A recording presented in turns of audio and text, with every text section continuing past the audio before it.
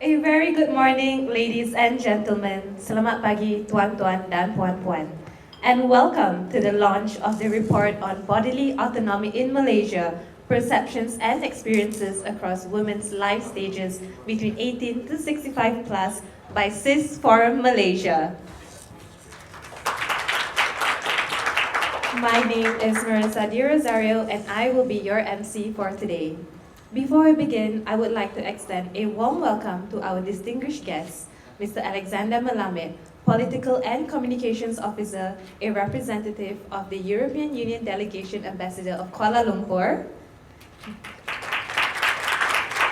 Ms. Rozana Isa, Executive Director of CIS Forum Malaysia, media partners, and of course, all of you who took the time to be here today. Today marks an important milestone as we unveil the findings of a national comprehensive study on bodily autonomy, examining how women in Malaysia experience agency, choice, and decision-making across different aspects of their lives.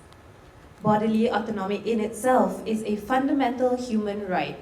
It is the ability of a woman to make informed decisions about her own body, free from coercion, discrimination, and violence. Yet, for many, the ability to exercise this right is shaped by social norms, access to information and services, legal frameworks, and lived experiences.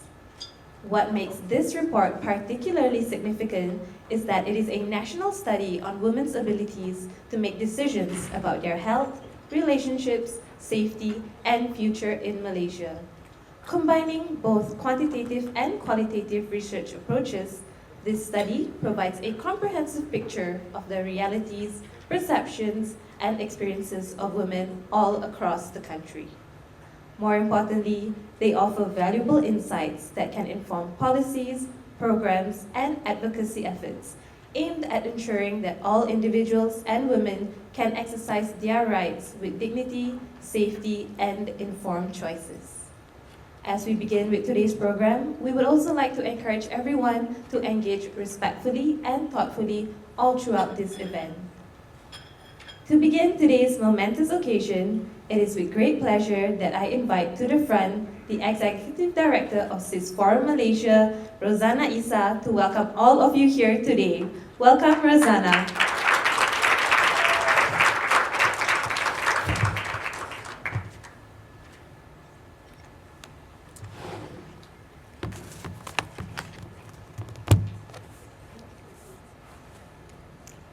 Good morning, Assalamualaikum, and peace be upon you.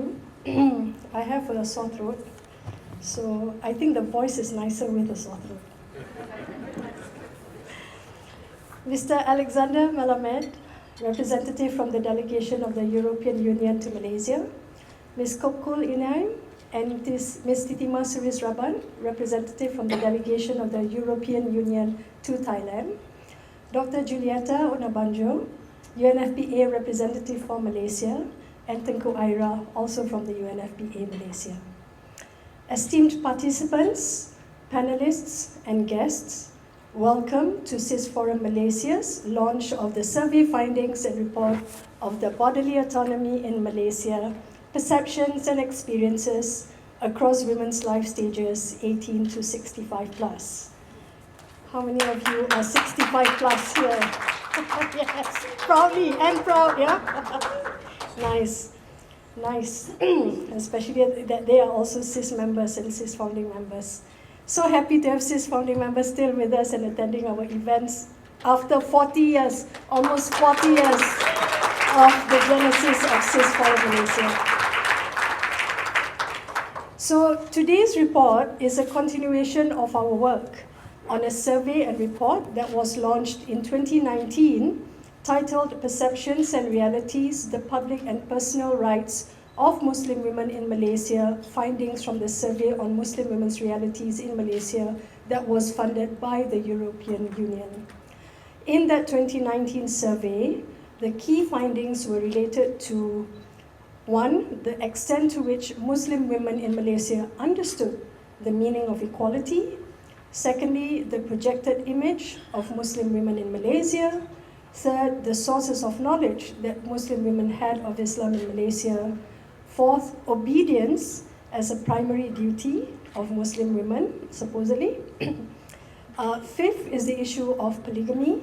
Sixth, the challenges of the working women. And finally, tolerance among religions and races. Now, when COVID-19 hit globally in 2020, we were confronted with many anecdotes of Malaysian women's experiences in relation to their access to healthcare and their sexual and reproductive health during the pandemic period, including stories of women who had gone through risky births at home, either because of a trend of having medically unassisted home births or through the decision of husbands to not go to hospitals. Women who wanted to get COVID-19 vaccine for themselves and their children, but were prevented by their husbands, or women who were suffering from cancer, but the decision for the treatment was constrained either because of lack of resources or through someone else's decision determining whether they would get medical treatment or other traditional forms of treatment.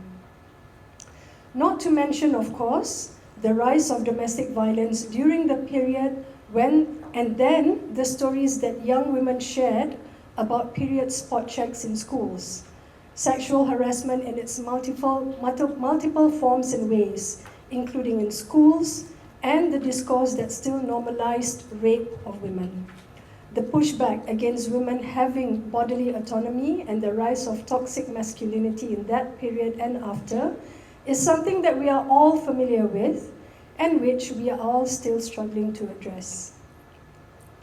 The issue of bodily autonomy became central to the work we did after that at CIS, primarily because the stories and cases that come to us give us a glimpse into how little emphasis our discourse and education system places on girls and women owning their bodies and making decisions about them.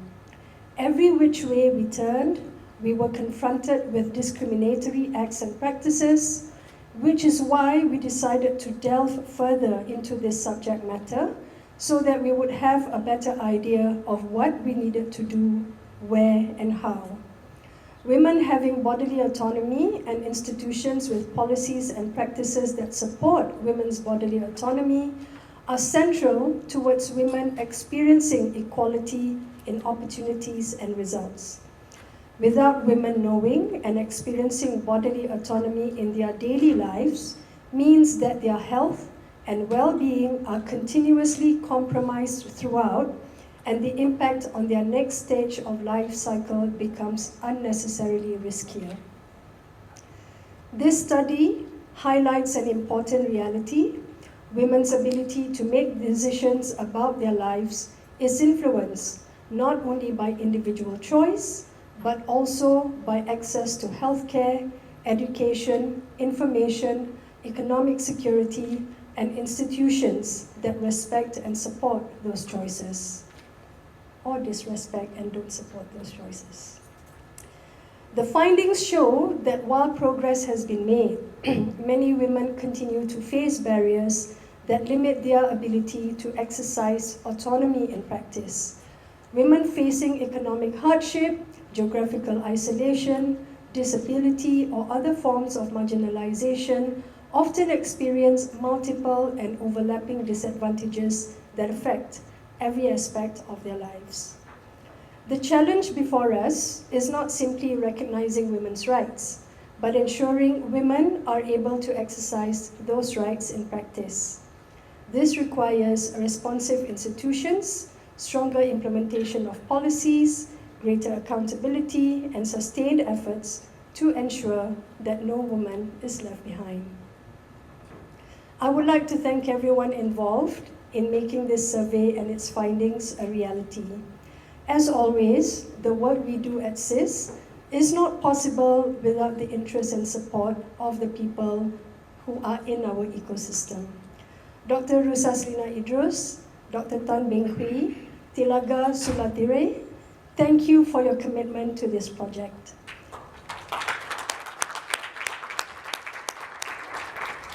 And as with the survey we conducted in 2019, we would like to thank the delegation of the EU in Malaysia and Thailand for their support for the work we do to bring a better understanding of the perceptions and experiences of women's rights in Malaysia. Thank you.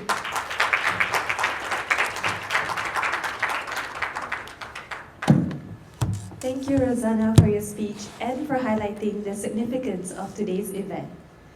It is now with great honor that I invite Mr. Alexander Melamed, the Political and Communications Officer, a representative of the European Union Delegation's Ambassador in Kuala Lumpur, to deliver today's keynote address.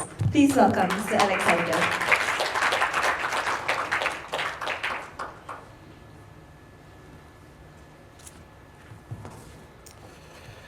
Good morning. Dear Rozana, distinguished guests, colleagues, partners, and friends, it is my pleasure and privilege to be here on behalf of the delegation of the European Union and of His Excellency Ambassador Rafael Dyer here, to join you today for the launch of the latest research titled Bodily Autonomy, Research in Malaysia, Perceptions and Experience Across Women's Life Stages. I would like to take CIS Forum Malaysia, the research team, partners, and all those who made this important study possible. Above all, we acknowledge the women who share their experience and perspectives. This is not always easy. But their voices are at the heart of this research, and their contributions make this evidence both meaningful and powerful. This study is significant for several reasons. First, it is the first nationally distributed study on bodily autonomy in Malaysia. That alone marks an important contribution to public understanding and policy discussion. It gives us a clear picture of how women experience autonomy, dignity, safety, and access to services across different stages of life. Second, the research reminds us why evidence matters. Sound policy depends on a sound understanding of lived realities. Research such as this helps identify where progress has been made, where challenges remain, and where action is most urgently needed. The findings presented today are both important and sobering. We learned that many women in Malaysia continue to face barriers in exercising autonomy over their own bodies and lives. Nearly 1 in 3 women surveyed face barriers in accessing healthcare. We also see that 40% of women surveyed experienced at least one form of gender-based violence. This is deeply concerning, especially as the study also points to significant underreporting. We can also imagine what is the actual reality. The findings further highlight the growing importance of addressing online gender-based violence, which is increasingly affecting women's safety, participation in public life, and the ability to engage freely in public and digital spaces. Importantly, the study also shows that these barriers are not experienced equally. Lower-income women, rural communities, women in Sabah and Sarawak, indigenous women, and women with disabilities face greater challenges. This reminds us that any response must be inclusive and grounded in the principle of leaving no one behind. The European Union places strong importance on gender equality, human dignity, and inclusion. These are essential values and foundations for inclusive and sustainable development. We therefore welcome research that supports evidence-based policy making and constructive public dialogue.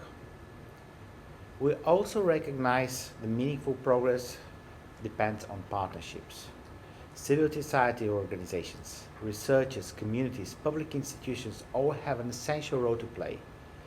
The work of CIS Forum Malaysia together with its partners demonstrates the value of such collaboration in addressing complex issues in thoughtful, informed, and practical ways. Thank you. The EU is proud to support CIS Forum project, catalyzing and strengthening gender equality, advocacy in shrinking civic spaces and conservative environments, which runs from February 2023 just until now, July 2026. This initiative, through this initiative, the EU is supporting efforts to increase understanding of bodily autonomy and related human rights, strengthen new gender equality advocates, and amplify voices of women, girls, indigenous communities, young people, the urban poor, and other marginalized communities in discussions that affect their lives. This project is especially valuable because it combines research, outreach, training, advocacy, and engagement with communities and institutions across Malaysia. It recognizes that advancing bodily autonomy is not only about documenting challenges, but also about building knowledge, strengthening agency, and creating pathway for policy and social change. The recommendations emerging from this study are therefore timely and important: improving access to information and education, strengthening prevention of and responses to gender-based violence, ensuring institutions support informed decision-making, dignity and autonomy, and reinforcing accountability through data, monitoring and evidence-based policy and development. We hope that the findings launched today will contribute to constructive dialogue and future policy development in Malaysia. Research is most valuable when it informs action and helps create conditions in which all women can live with dignity, safety, and equal opportunity. Let me close by once again congratulating CIS Forum Malaysia on its leadership and commitment on this important issue. We in the European Union remain committed to supporting initiatives that advance equality, inclusion, and the rights of all. We remain a valuable partner and reliable partner to all of you here. Thank you very much.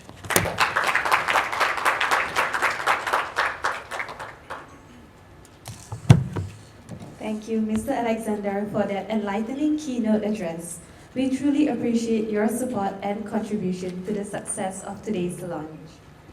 Ladies and gentlemen, it is now time for the moment that we have all been waiting for: the official launch of the report on bodily autonomy in Malaysia, perceptions and experiences across women's life stages 18 to 65 plus. Before we officially launch the report, I would like to kindly direct all your attention to the screen as we present a video that offers a glimpse into the journey behind the survey and highlights conversations around bodily autonomy matters.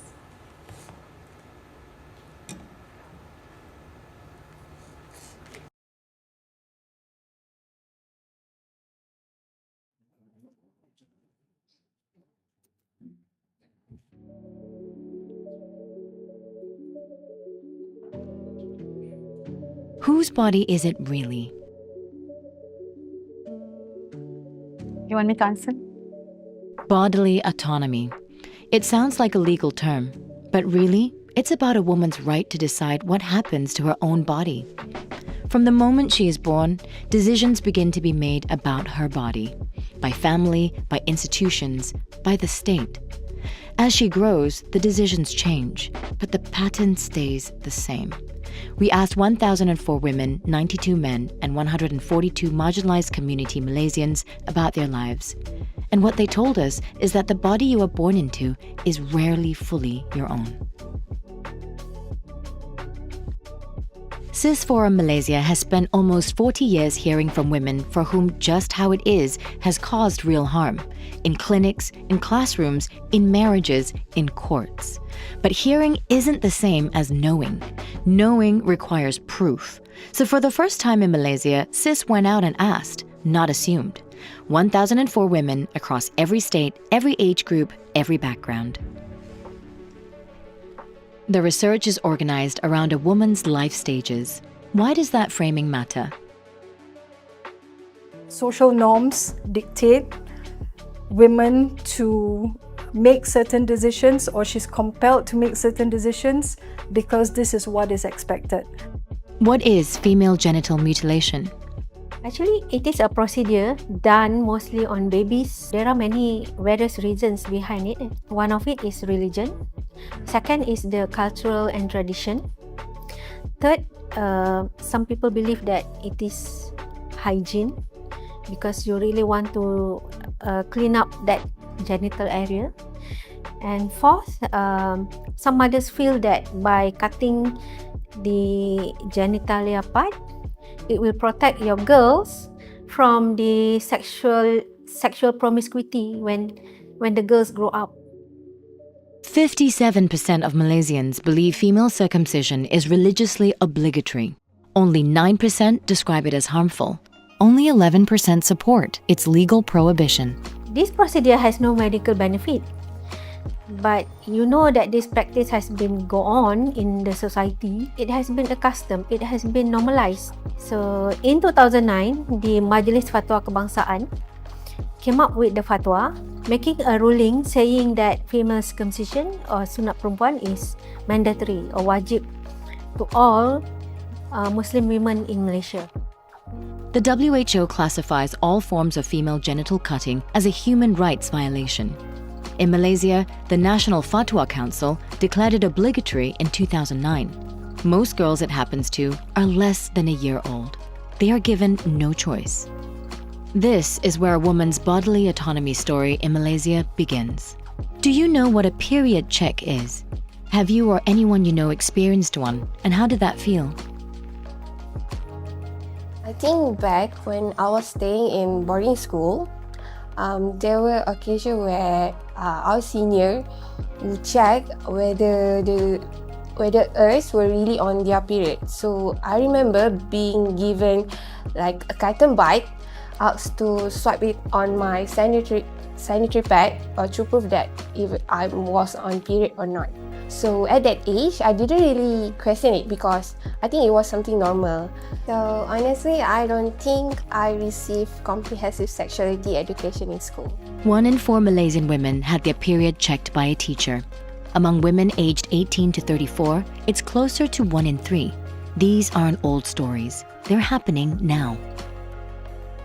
In the domain of education and knowledge about bodily autonomy, there is a very strong call and support for comprehensive sexuality education to be taught in school. And I think this is great because it means people want to have access to good quality information about bodily autonomy and access to services in order to make sound decisions for themselves. The Ministry of Education, the Ministry of Higher Education, and the Ministry of Health, they have the obligation to ensure that accurate information goes out to the public, especially to young people. So the demand for comprehensive sexuality education must be met, and must be met in the ways that the people are asking for. In the same schools where 40% of students received no sexuality education at all, no consent, no rights, no relationships, just biology. 88% of Malaysians, women and men, want CSE in schools. The demand exists. The delivery doesn't. Have you ever been told what to wear or been judged for how you dress by a person, an institution, or anyone? What happened and how did you handle it? So there is this one teacher, she would selectively choose which students and which teachers that she wanted to be at her house. But then she made a condition. She told me that in order for me to be there, I need to dress a certain way. Not even my parents told me what should I wear, if I should dress a certain way. But then there's a teacher that don't even know me personally telling me what to wear. Do you think women in Malaysia feel free to dress how they want without any consequences? In my personal opinion, no. Because I see every day that women dresses the way they wanted to. They're being true to themselves. I'm pretty much sure that majority of them somehow feel compliant to what the society expects and what the institutional allows. So I just wish and hope that people would, rather than giving out orders to anyone, they would simply make a request, ask a permission, rather than giving out orders without making the people feel uncomfortable with the decision. 78% of Malaysians say women should be free to dress how they want. Only 54% of women actually can, without fear of judgment or consequences. 31% have already been punished or criticized for what they wore. Among students, it's 49%. Religious expectations are the most cited reason for restriction, peaking at 79% in Terengganu, 66% in Kelantan. We say we believe in freedom. The numbers show what we actually allow. Do you think women self-censor online? What does that look like in your experience? I have friends yang self-censor after they have their family, they have their children, they don't want to show their children online, be it like online predator or like sakit ain in the Malay community. They don't want like evil eye to affect their family. Valid, it's their choice. Our research captures exactly this. 63% of women had already changed their behavior online out of fear. 41% of women have experienced online gender-based violence.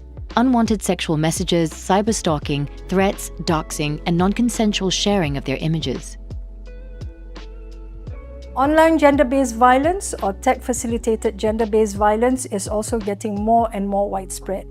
A major concern also is how gender-based violence is so normalized that many women don't recognize it as gender-based violence, including marital rape. But 63% of women have already changed their behavior, avoiding posting photos of themselves online just in case. The harassment doesn't have to happen for it to work. Most incidents go unreported. Fear of not being believed, shame, the sense that it wasn't serious enough. These are the reasons women give. They are all wrong and all completely understandable. When you saw that only 52% of women said they feel they can refuse sex with a spouse, what did you feel? Like I said, 48% can't really say no. So that's quite a large number. What surprised me about these statistics was that 52% can say no. That's great. But 48%, whatever the breakdown is, they still can't say no. And that's quite a large number. We have 50%, the population is almost divided in half, 50% women and men. And yet women can't say no to their husbands. Now, when you're looking, why is actually more important than the statistics itself? This 48% do not have any autonomy because they cannot say no to marital relations with their husband. But one of the reasons I would say is because marital rape is not recognized in this country. So maybe women feel that it's not, society doesn't recognize it. So why would women themselves feel that it's not? The other thing is, of course, religion and society itself. Malaysia is a very patriarchal society. Therefore, women are viewed as, sometimes in Muslim marriages especially, they're viewed as the property of the husband. So that is the mindset they have. Because we don't recognize marital rape, they think it's okay. So society, in a way, is not recognizing women's autonomy in the first place as well. So that, to me, is, I would say personally, is disturbing when you can't say no. If someone watches this and asks, okay, what now? What do you tell them? If you are someone who has experienced a form of gender-based violence and you're not even sure if it is regarded as gender-based violence, so don't hesitate to call any of the NGOs who provide services so you can work this through. Even if you hesitate to call the authorities immediately, at least reach out to the NGOs who can then help and guide you on how to report to the authorities. Secondly, speak out if you feel that services provided to you are inadequate or do not reach you. You can do this by sharing with someone you know, or go to an NGO or file a complaint to the healthcare services near you so that they know that their services need to be improved. If you could say one thing directly to the women who answered this survey, what would it be? I think services has always been there and accessible for women, but there are communities who are marginalized and we're not meeting their needs. I want to be able to tell them now, or demonstrate to them at least, that with this survey, we hear what you're saying, we see you, and we recognize that things are inadequate and not reaching out to you. And this is where we need to play our role together with other civil society organizations, the public, to raise these issues, to raise concerns and awareness to ensure that reproductive healthcare services and overall healthcare services are reaching out to all. After all the data, all the stories, where is the hope for you? The hope is that the women are actually sharing what they are going through. And I think what we need to do is to make more spaces, more platforms for women to share their experiences, for them to be able to speak out about what they are going through and how then we can do the advocacy together. As many as possible, as many voices as possible, and in many spaces and platforms as possible, because Malaysian women really deserve the best. CIS Forum Malaysia, empowering voices for change.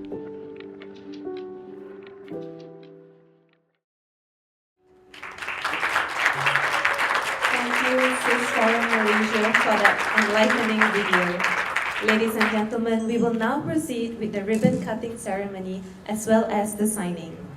To officiate this launch, I would like to invite up to the stage once again Rozana, Isa, and Mr. Alexander. Please welcome them with a round of applause.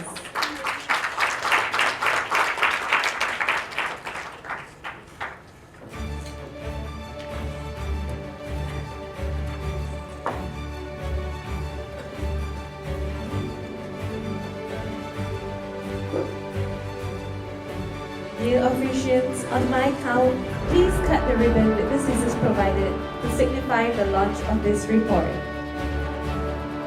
Ready? 3, 2, 1. And there you have it, ladies and gentlemen. The report on bodily autonomy in Malaysia, perceptions and experiences across women's life stages is officially live. We would like Ms. Rozana and Mr. Alexander to please indicate your signatures on the full board as well.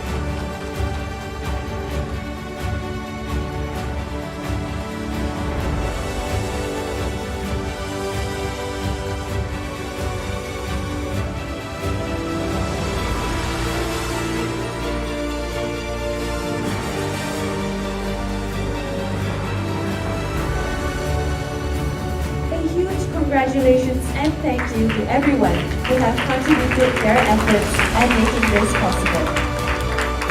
As a token of appreciation for your invaluable support and commitment towards this initiative, we would now like to present a commemorative plaque by Rozana on behalf of CIS Forum Malaysia to Mr. Alexander.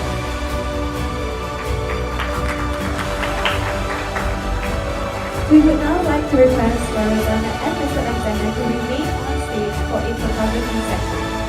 For this, we would also like to invite up to the front Ms. Kampu Inyam, Ms. Thilaga Sulathireh, Dr. Judita Onabanjo, Tunku Ira Ratzaif, Nur Adila binti Abdul Aziz, Nick Shazarina Baki, and Aisha Ali.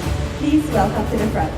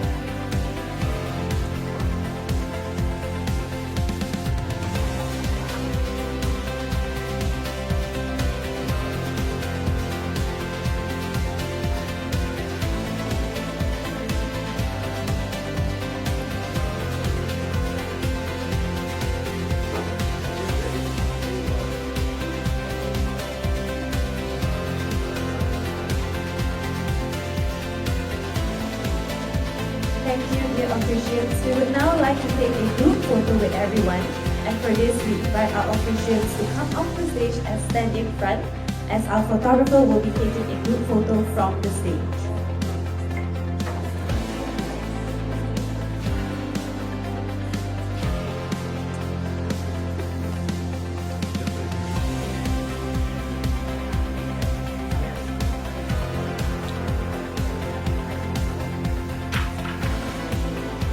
Can we have everyone to please stand up and look towards the camera.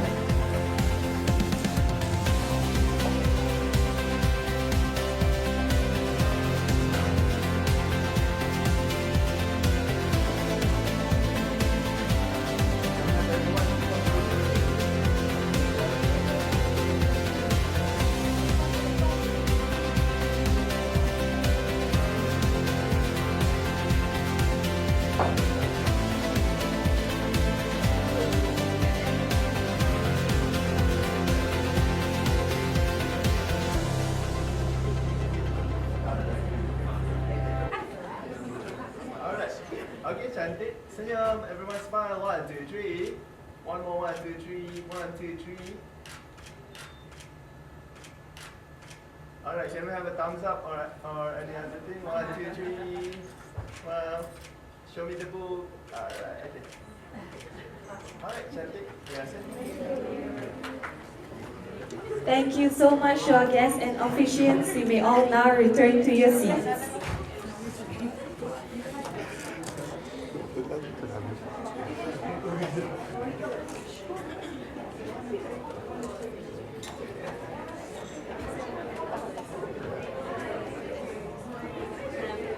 Ladies and gentlemen, we would like to kindly remind you to please take your seats as we continue with our next session.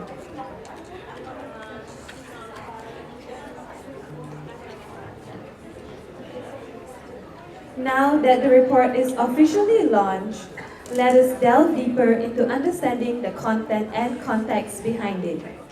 We will now proceed with the presentation of report findings on women's bodily autonomy and gender equality in Malaysia. To share the key findings and recommendations, it is my pleasure to invite the lead researcher of this report, a former University Malaya lecturer, a social anthropologist whose work sits at the intersection of gender justice, community development, and environmental sustainability. Ladies and gentlemen, a warmer applause as we welcome Dr. Rusaslina Idrus.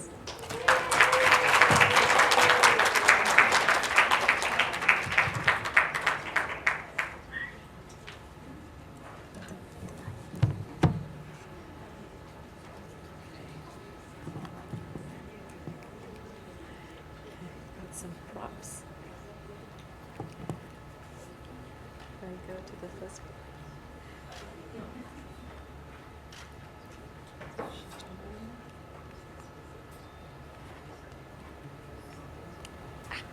Okay.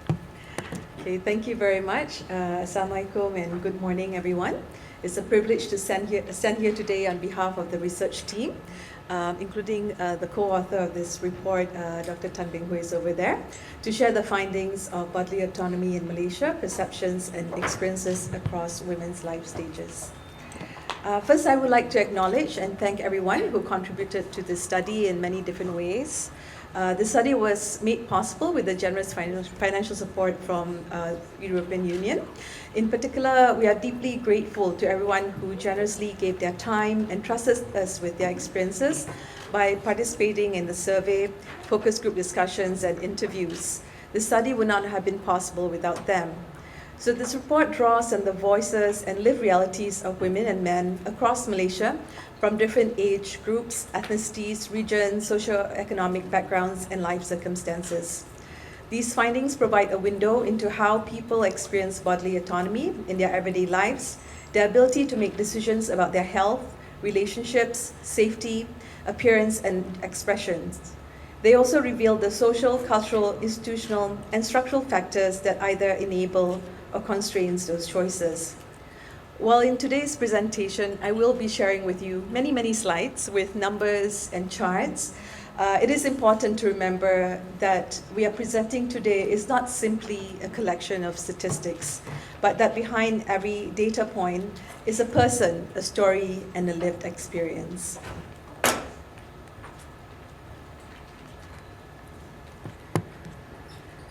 Women's bodily autonomy, the right to make informed, free, and independent decisions about one's own body, sits at the heart of gender equality. It encompasses choices about healthcare and reproduction, freedom from violence and coercion, the ability to determine one's own sexuality and gender expression, and access to the education and information needed to exercise these rights meaningfully.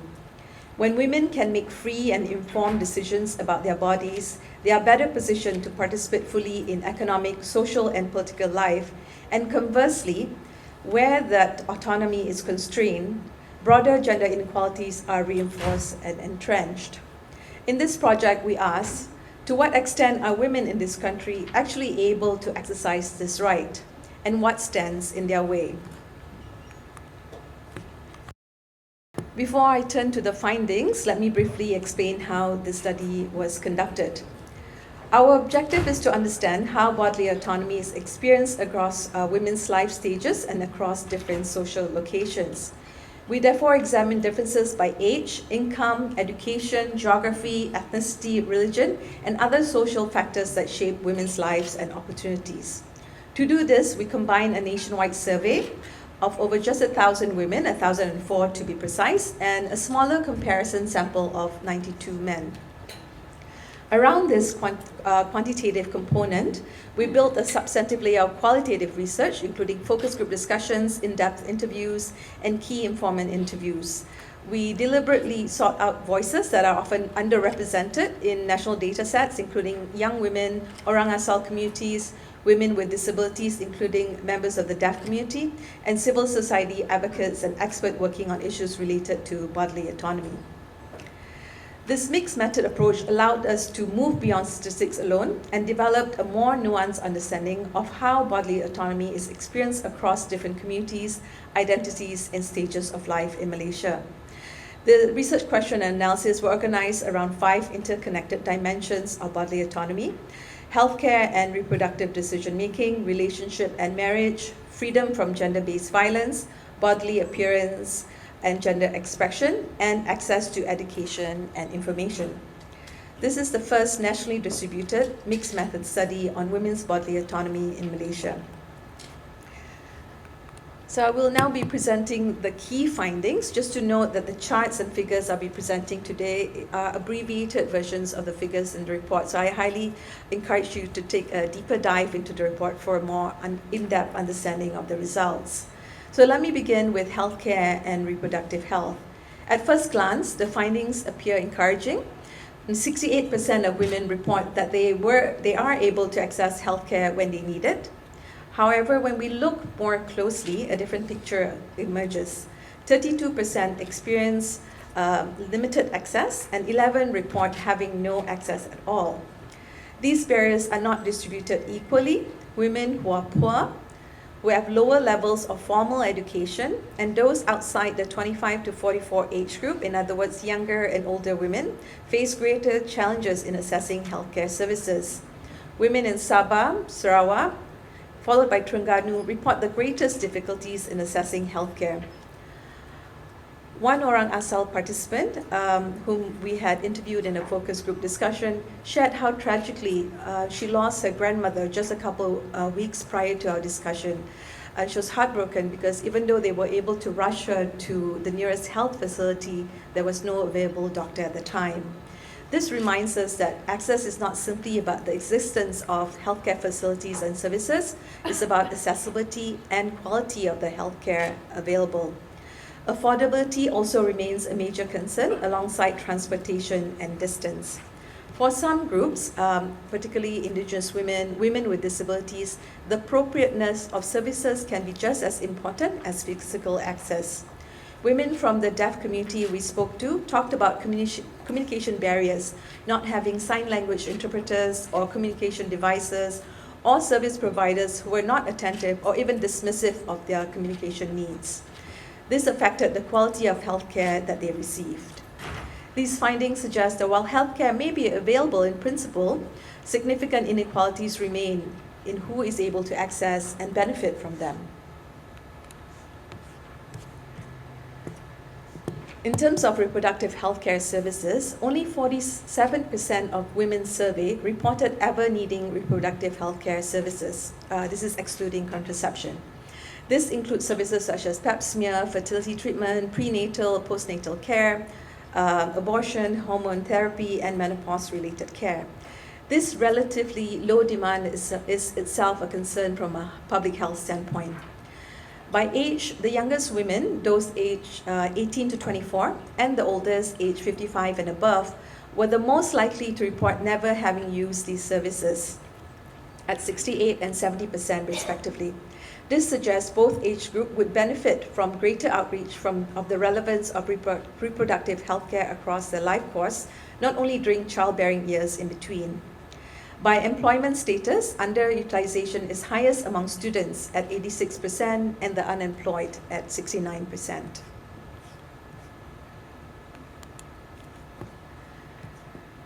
A similar pattern is observed for contraceptive use. Only 44% of women surveyed said that they had previously needed contraception, such as birth controls or condoms, IUD implants.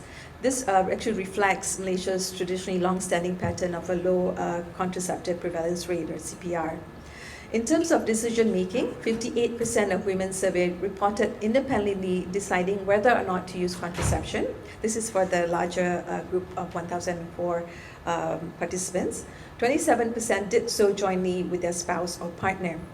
The majority of women, at 59%, not only decided on contraception, but they were also chiefly responsible for ensuring its usage. So 59% of women reported being chiefly responsible for ensuring contraceptive usage within their relationship.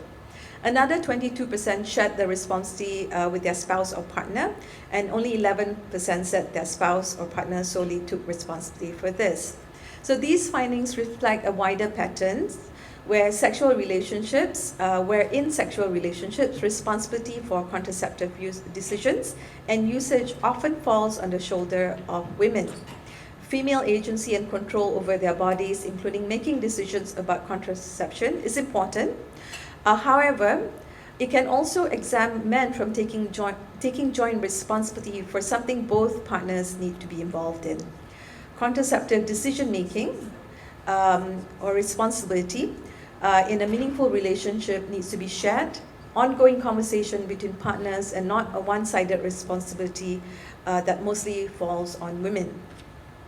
While most respondents did not report experiencing pressure in making reproductive health decisions, a notable minority, around 10%, indicated feeling pressured or forced by a family member, institution, or partner or spouse. Family members were the most commonly cited source, followed by government authorities and partners or spouse, and a smaller proportion reported pressure related to psychological or medical intervention. Qualitative findings also provide further context. Indigenous participants described instances where women felt pressure into contraception or sterilization without fully understanding the procedure or being able to provide informed consent. These accounts suggest not only of potential gaps in communication, but also access to information as safeguards within healthcare interactions, and also discriminatory positions towards certain segments of society, such as the orang asal.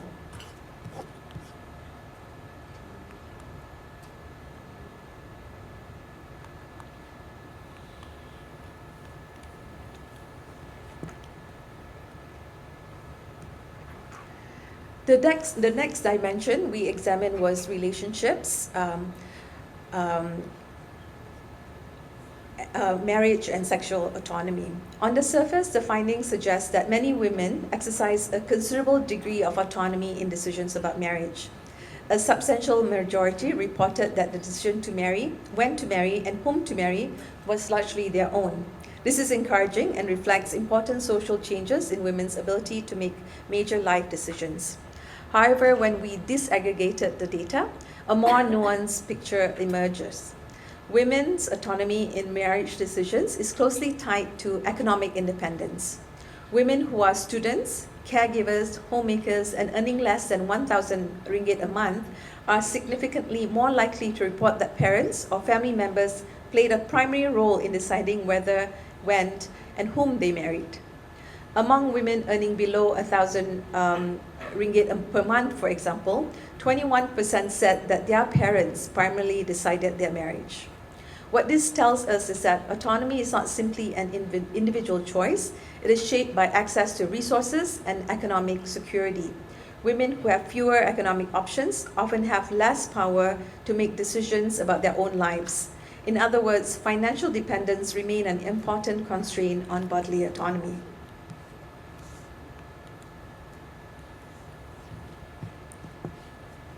If marriage decisions present a relatively positive picture, the finding on sexual autonomy tells a very different story. In fact, sexual autonomy within marriage or in an intimate relationship is the most constrained dimension of bodily autonomy identified in this study. Only about half of women who are married or in a sexual relationship reported that they have absolute autonomy to refuse sex with their spouse or partner. A further 37% said they can refuse only sometimes, while 6% said they cannot refuse at all. The ability to refuse sex is not distributed equally. We found Malay and Muslim women report the lowest level of sexual autonomy at 44%, compared with roughly 3/4 of Chinese and Indian women, while educational attainment and income are also strongly associated with a greater ability to negotiate consent within relationships. When we asked women why they are not able to refuse sex, the most common reasons were particularly revealing. The majority cited the belief that sex is a marital duty. Many also referred to the religious beliefs, while others feared their partner's anger or reaction. These findings point to the powerful influence of social norms and expectations in shaping women's ability to exercise agency within an intimate relationship. So how does this compare to the global stage? To answer that, I want to turn to the UN's SDG indicator 5.6.1, which lets us place Malaysia's finding on sexual autonomy alongside the rest of the world. The SDG indicator measures the proportion of married or partner women aged 15 to 49 who make their own decisions across three areas, that is their healthcare, their use of contraception, and whether to engage in sexual activity with their husband or partner. A woman is only considered to have full bodily autonomy if she can decide on all three. So these are the three questions which we included in the survey. We included this so we could see how Malaysia compared to this global benchmark. Our results, however, differ a little bit because our results are based on women aged 18 to 54, because sort of the age cohort that we were looking at, who were married or in a relationship. This is the closest equivalent group we could draw from our sample that equals to about 570 women. Because our sample size and age range differs slightly from the global data set, the results aren't perfectly comparable, but they still give us a meaningful approximation of where Malaysia stands. And what they show is a striking pattern. Malaysian women report strong decision-making power over contraception at 93% and over healthcare at 92%, both comparable to or even ahead of the global average. But when it comes to ability to refuse sex with a spouse or partner, that figure drops sharply to just 51%, well below the global average of 75%, and far below the East and Southeast Asia average of 86%. Because a woman is only counted as having full autonomy if she can decide on all three dimensions, so we have to look at people who are able to say yes on all three dimensions, and we found that only 45% of Malaysian women have full decision-making power across healthcare, contraception, and sex. That places Malaysia just above the lowest performing regions in the world, such as Middle Africa at 36%, Western Africa 38%, and Central and Southern Asia at 43%.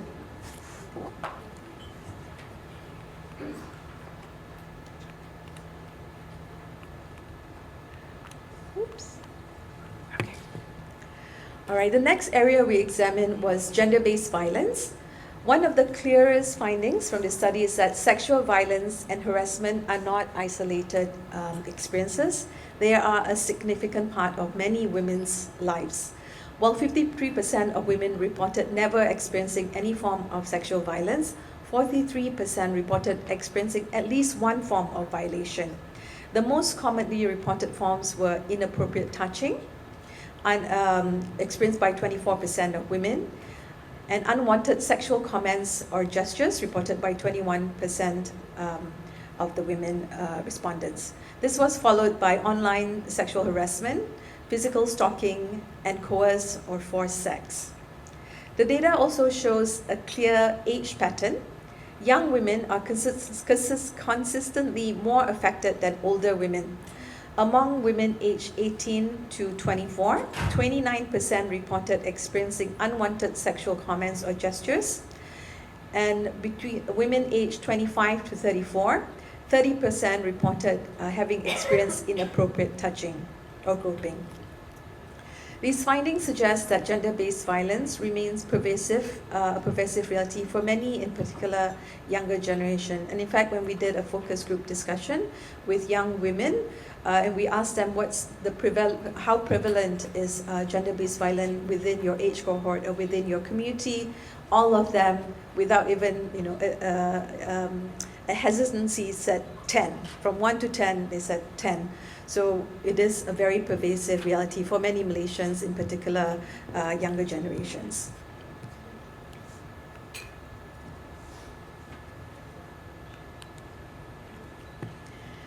So experiencing violence is only one part of the story.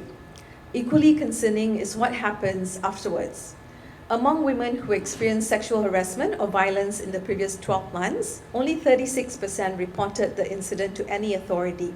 When we asked why, the top 3 reasons a respondent gave were that they did not think the incident was serious enough, they feared that they would not be believed, and also there's shame or stigma related to reporting about these incidences. In addition, 30% reported a lack of trust in authorities or previous negative experiences. These findings point to a broader issue of institutional confidence. When we asked respondents whether existing laws provided adequate protection against gender-based violence, only 51% of women agreed, 40% disagreed. Male respondents were somewhat more confident, with 62% believing existing laws are adequate. However, 32% also were unconvinced. These findings suggest that legal protection alone are not enough. Women need reporting mechanisms that are accessible, trusted, and responsive. Laws can only be effective when people feel safe enough to use them.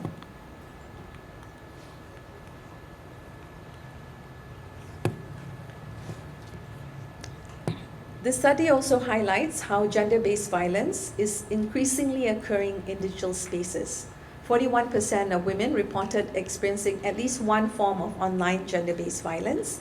The most common experience was receiving unwanted sexual messages or images, which was reported by 33% of respondents. And 13% experienced cyber stalking, and 9% reported the non-consensual use of their images. Again, younger women were the most affected. Approximately 1 in 2 women aged 18 to 24 reported receiving unwanted sexual content online. Importantly, the impacts extend beyond those directly targeted.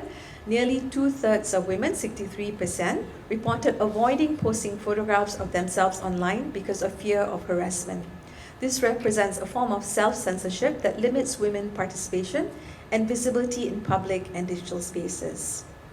I would also like to add one of the growing concerns raised by the key informants we interviewed was the use of social media messaging platforms for sexual exploitation of girls and young women. These platforms were being used to buy and sell sexually explicit photos and also services.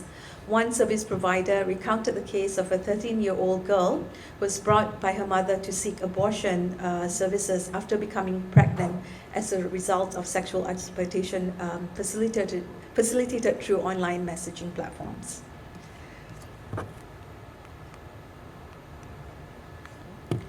Shifting gear a bit, the study also explored attitudes towards female circumcision. A majority of respondents, 57%, viewed the practice as religiously obligatory, 21% considered it harmless, while 14% viewed it as a cultural practice. Only 9% described it as harmful, and 11% supported making it illegal. These findings are important because they demonstrate the powerful role that religious and institutional narratives play in shaping public attitudes towards practices involving women's bodies. More broadly, they remind us that bodily autonomy is not only challenged through acts of violence, it is also shaped by social norms, beliefs, and institutions that influence what is considered acceptable, expected, or beyond question.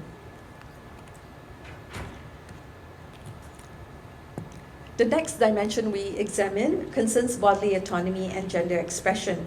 One of the key findings in the study is the gap between what people believe in principle and what women experience in practice. While 78% of women agree that women and men should be free to choose how they dress, only 54% reported always being able to dress as they wish without fear of criticism, judgment, or restriction. These constraints are particularly evident among younger women. Only 40% of women aged 18 to 24 reported having full freedom to dress as they wish, while among students, the figure falls to just 30%. The restrictions are not merely perceived, they often have tangible consequences. Overall, 31% reported experiencing criticism, punishment, or restrictions because of what they wear, from sources including family members, communities, employers, schools, and sometimes authorities. I see. Yeah, sorry. Thank you for letting me know. Religious expectations emerged as the most significant reported source of restriction, identified by 51% of respondents overall, rising to 66% in Kelantan and 79% in Terengganu. So these findings suggest that bodily autonomy is shaped not only by laws and policies, but by social expectation and norms that define acceptable behavior and appearance. So you already had a preview of this slide. The final dimension we examine concerns education and access to information. One of the clearest findings is that formal education has not adequately prepared young people with the knowledge they need to understand their bodies, relationships, and rights. Only 51% of women reported that Malaysian schools provided some form of comprehensive sexuality education, while 40% reported that they do not, pointing to an uneven and inconsistent implementation across the education system. Among those who did receive some form of sexuality education, the content focused primarily on biology and moral guidance, and much less attention was given to topics such as consent, healthy relationships, reproductive rights, or decision-making.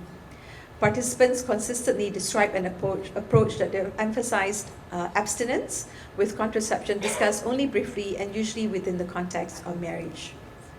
This matters because education is one of the foundations of bodily autonomy. People cannot make informed decisions if they do not have access to accurate, comprehensive, and age-appropriate information.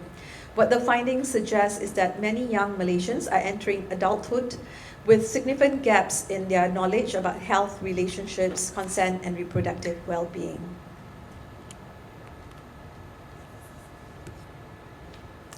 The study also revealed that schools are not always experienced as spaces that support bodily autonomy. Only 41% of respondents believe that schools provide safe environments that respect students' bodily autonomy. Perhaps the most striking concerns, was concerns about period checks, which we heard in the video. 23% reported having experienced teachers conducting checks to verify whether they were menstruating. Among women aged 18 to 34, the figures rise substantially, ranging between 31 to 36%. This suggests that period checks are not simply historical practices, but remain relatively recent experiences for many young women. The study also found that 14% experienced pressure to wear hijab while at school, while 9% reported experiencing sexual harassment within school settings. These findings raise important questions about how schools understand and protect students' privacy, dignity, and bodily autonomy. Schools should be places where young people learn about respect, consent, and personal agency, yet for some, schools was also a place where bodily boundaries were violated. Given these gaps in how schools are protecting and informing young people, where are young women actually turning to learn about their bodies and their rights? So you probably have guessed it, the internet. What we found, not surprisingly, the internet has become the primary source of information on bodily autonomy and reproductive health. Among women, 63% cited the internet as a source of information, compared to 49% for media, and then 41% for parents or caregivers, and 40% for the school syllabus. Reliance on the internet is particularly high among younger women, reaching 70% among those aged 18 to 24, and 72% among those aged 25 to 34. At the same time, schools remains important. 40% of women and 49% of men identified the school syllabus as a source of information, suggesting that schools remain an important though underutilized platform for education on bodily autonomy and reproductive health. And finally, one of the most encouraging findings in the entire study is the level of public support for comprehensive sexuality education. 88% of women and 85% of men support the implementation of comprehensive sexuality education in Malaysian schools. Support is particularly high among women aged 35 to 34 at 93%, and among women aged 25 to 34 at 89%. These age groups broadly corresponds with adults who are most likely to be raising school-aged children. The findings therefore challenge the common assumption that comprehensive sexuality education lacks public support. Overall, these findings suggest points to a clear opportunity. Malaysians overwhelmingly support better sexuality education, and schools remain one of the few institutions capable of reaching almost every young person. The challenge is no longer whether such education is needed, but how to ensure it is comprehensive, evidence-based, and rights-informed.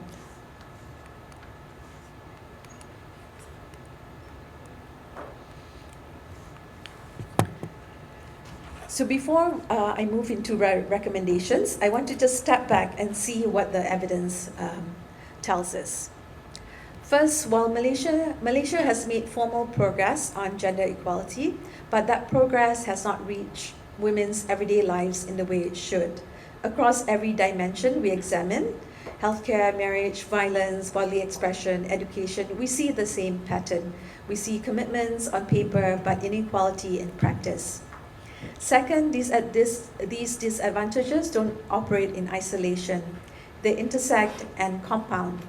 Across every dimension we studied, a woman's ability to make free, informed decisions about her own body is shaped by the intersecting effects of income, education, ethnicity, religion, age, location, sexuality, and disability. Not any one of these alone. And the women who consistently face the greatest constraints are older women, rural women, indigenous women, women with disabilities, and those with lower incomes and less formal education. These are also not coincidentally the women most likely to be invisible in our national data, and most likely to be underserved by systems that were never designed with them in mind. Third, the gap isn't mainly a legal one.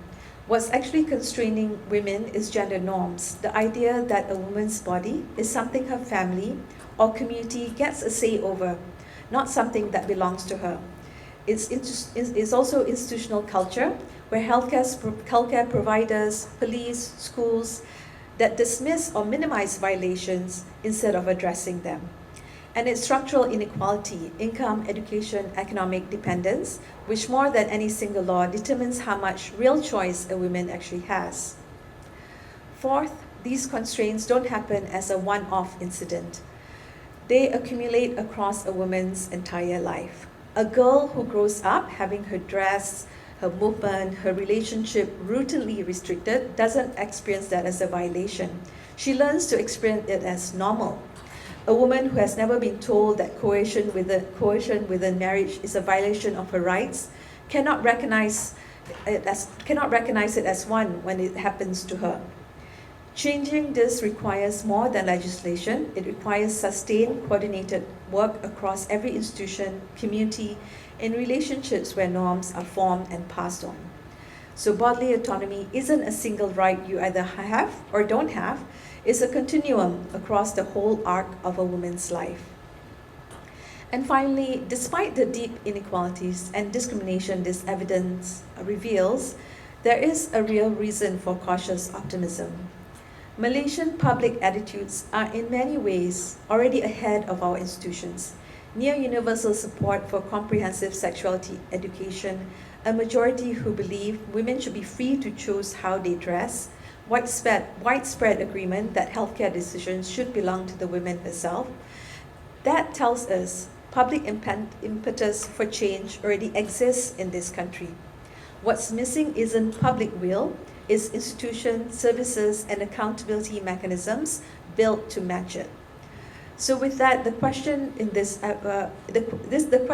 evidence leaves us with isn't whether Malaysians believe in bodily autonomy or women's bodily autonomy. Most clearly do. The question is, what will it take to close the distance between the belief and the lived realities?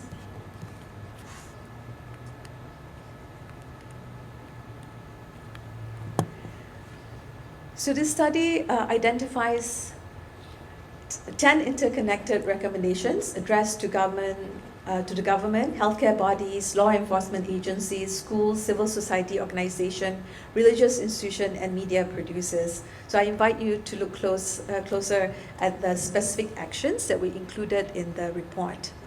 In brief here, they include: 1, to engage key social sources of social influence to shift gender norms. That is, to engage religious leaders, media producers, content creators, and civil society organizations to challenge stigma, promote respectful representation of womanhood, and reinforce women's rights to make informed choices about their bodies and relationships. 2, transform how children and young people are educated about their bodies and rights. Implement a standardized evidence-based CSE curriculum from primary school onwards. Ensure accessible and inclusive delivery, invest in teacher training, build partnership with civil society organizations that's already delivering community-based CSE. 3rd, empower youth as agents of change, support Youth-led campaign on bodily autonomy and GBV, mainstream gender transformative content in secondary and university curricula, invest in youth leadership for young women from underserved communities. 4, empower girls and women through education, economic independence, and political participation. Invest in economic and political empowerment programs. Advocate for family-friendly workplace policies. Strengthen protection against child marriage. Increase women's representation in political and decision-making bodies. 5, engage men and boys as partners. Develop gender transformative programs for men and boys. Engage men in reproductive health services. Promote men's equal involvement in caregiving, build on evidence-based approaches to engaging men in GBV prevention. 6 is to break the cycles of gender-based violence, scale up community-based GBV prevention, establish accessible and anonymous reporting mechanisms, develop dedicated legislations on online GBV, strengthen holistic survivor support services. 7, enhance access to quality healthcare for underserved groups, increase healthcare resources in Sabah, Sarawak, Terengganu, and Kelantan, expand mobile and outreach services, mandate disability inclusive and culturally responsive provisions, introduce targeted subsidies for low-income women. 8, transform institutions to uphold, not undermine women's bodily autonomy, enforce informed consent protocols in healthcare, mandate training in respectful care, clarify interagency coordination in GBV response, prohibit period checks in schools, update health guidelines to reflect international standards. 9, close the gap between law and practice and strengthen legal framework. Invest in legal literacy campaigns. Establish a monitoring and evaluation framework to track the implementation and efficacy of GBV-related legislation. Mandate gender awareness training for law enforcement, review and strengthen provisions on marital rape, child marriage, online GBV, and female genital cutting. Withdraw all remaining reservations to CEDAW. And finally, 10, generate better data and sustain accountability. Commission regular disaggregated data collection on bodily autonomy, expand research on men and masculinities, strengthen health data collection for marginalized and underserved communities, leverage CEDAW, SDG, and ASEAN commitments as accountability mechanisms. Thank you for your attention, and I hand it over. I know I'm a bit over time, so it's like rushing through, but thank you so much for your attention.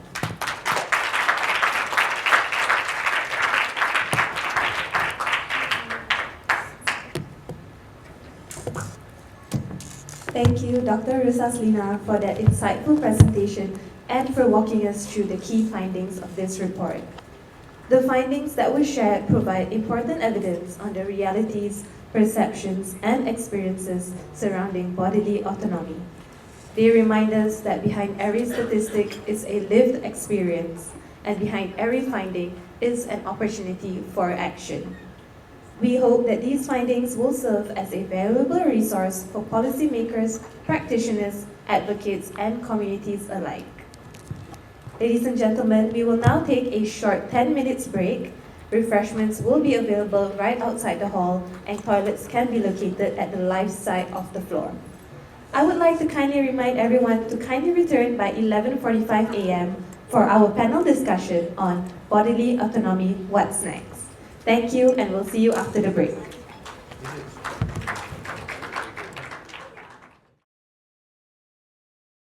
So our discussion today will be around an hour, and we will explore the research, and our guest speakers will tell a bit more deeper stories about what the data was telling us just now. So we have 3 rounds. We will be looking at understanding the findings and current realities, discussing a bit of the barriers, and like the title of today's discussion, what's next? What's the recommendation? What can we do collectively? Okay, can we start? Great. So the first person that I will be asking is Dr. Lin. So Dr. Lin, the study covers healthcare, relationships, gender-based violence, education, and bodily expression. So looking at all these findings, what do you think stands out? What is the most significant insight that you got from the research about women's bodily autonomy in Malaysia today? Okay, thank you so much, Farah, for the introduction and also for the question. Really good question. So because I had gone through all the key findings, I'm not going to reiterate them, but I think one of the things I like to do, maybe zoom out a bit from sort of all the statistics and numbers and sort of the shocking revelation that we got from the study, but sort of think about, when you think about bodily autonomy, right? Your right to be able to choose, for yourself, for your body. That's like the very foundation of your right as a human being, right? Being able to decide what can happen to your body or what you want to happen to your body. And so when we think about that, and when we look at the evidence, it's not just about a woman's decision, right? Because the woman's decision is shaped by so many other factors. And so we can see how, for example, gender norms that position women as objects of, women's body, objects of control by, your spouse or your family or the institution or the state. And then you have institutional cultures, which diminishes women's, autonomy. Institutional cultures that diminishes women's autonomy and also perpetuate violence. So, in terms of like schools, we saw examples in schools. The fact that, you can, normalize period checks in school. It's just, that's so normalized that, some of the people that we talked to said, I thought that was a normal procedure to have in schools, right? And also we see structural inequality. So it's not enough that, yes, I want to exercise my right, but also where you are in your social location, your intersectional identity. Might be your age, your sexuality, could be your education level, your income level, where your location-wise, geography, location. So all of this intersect, right, and constraints or limits or enable someone to be able to make decision on their bodies for themselves. So these are things that we need to look at, aside from, of course, legislation and laws, which is also important.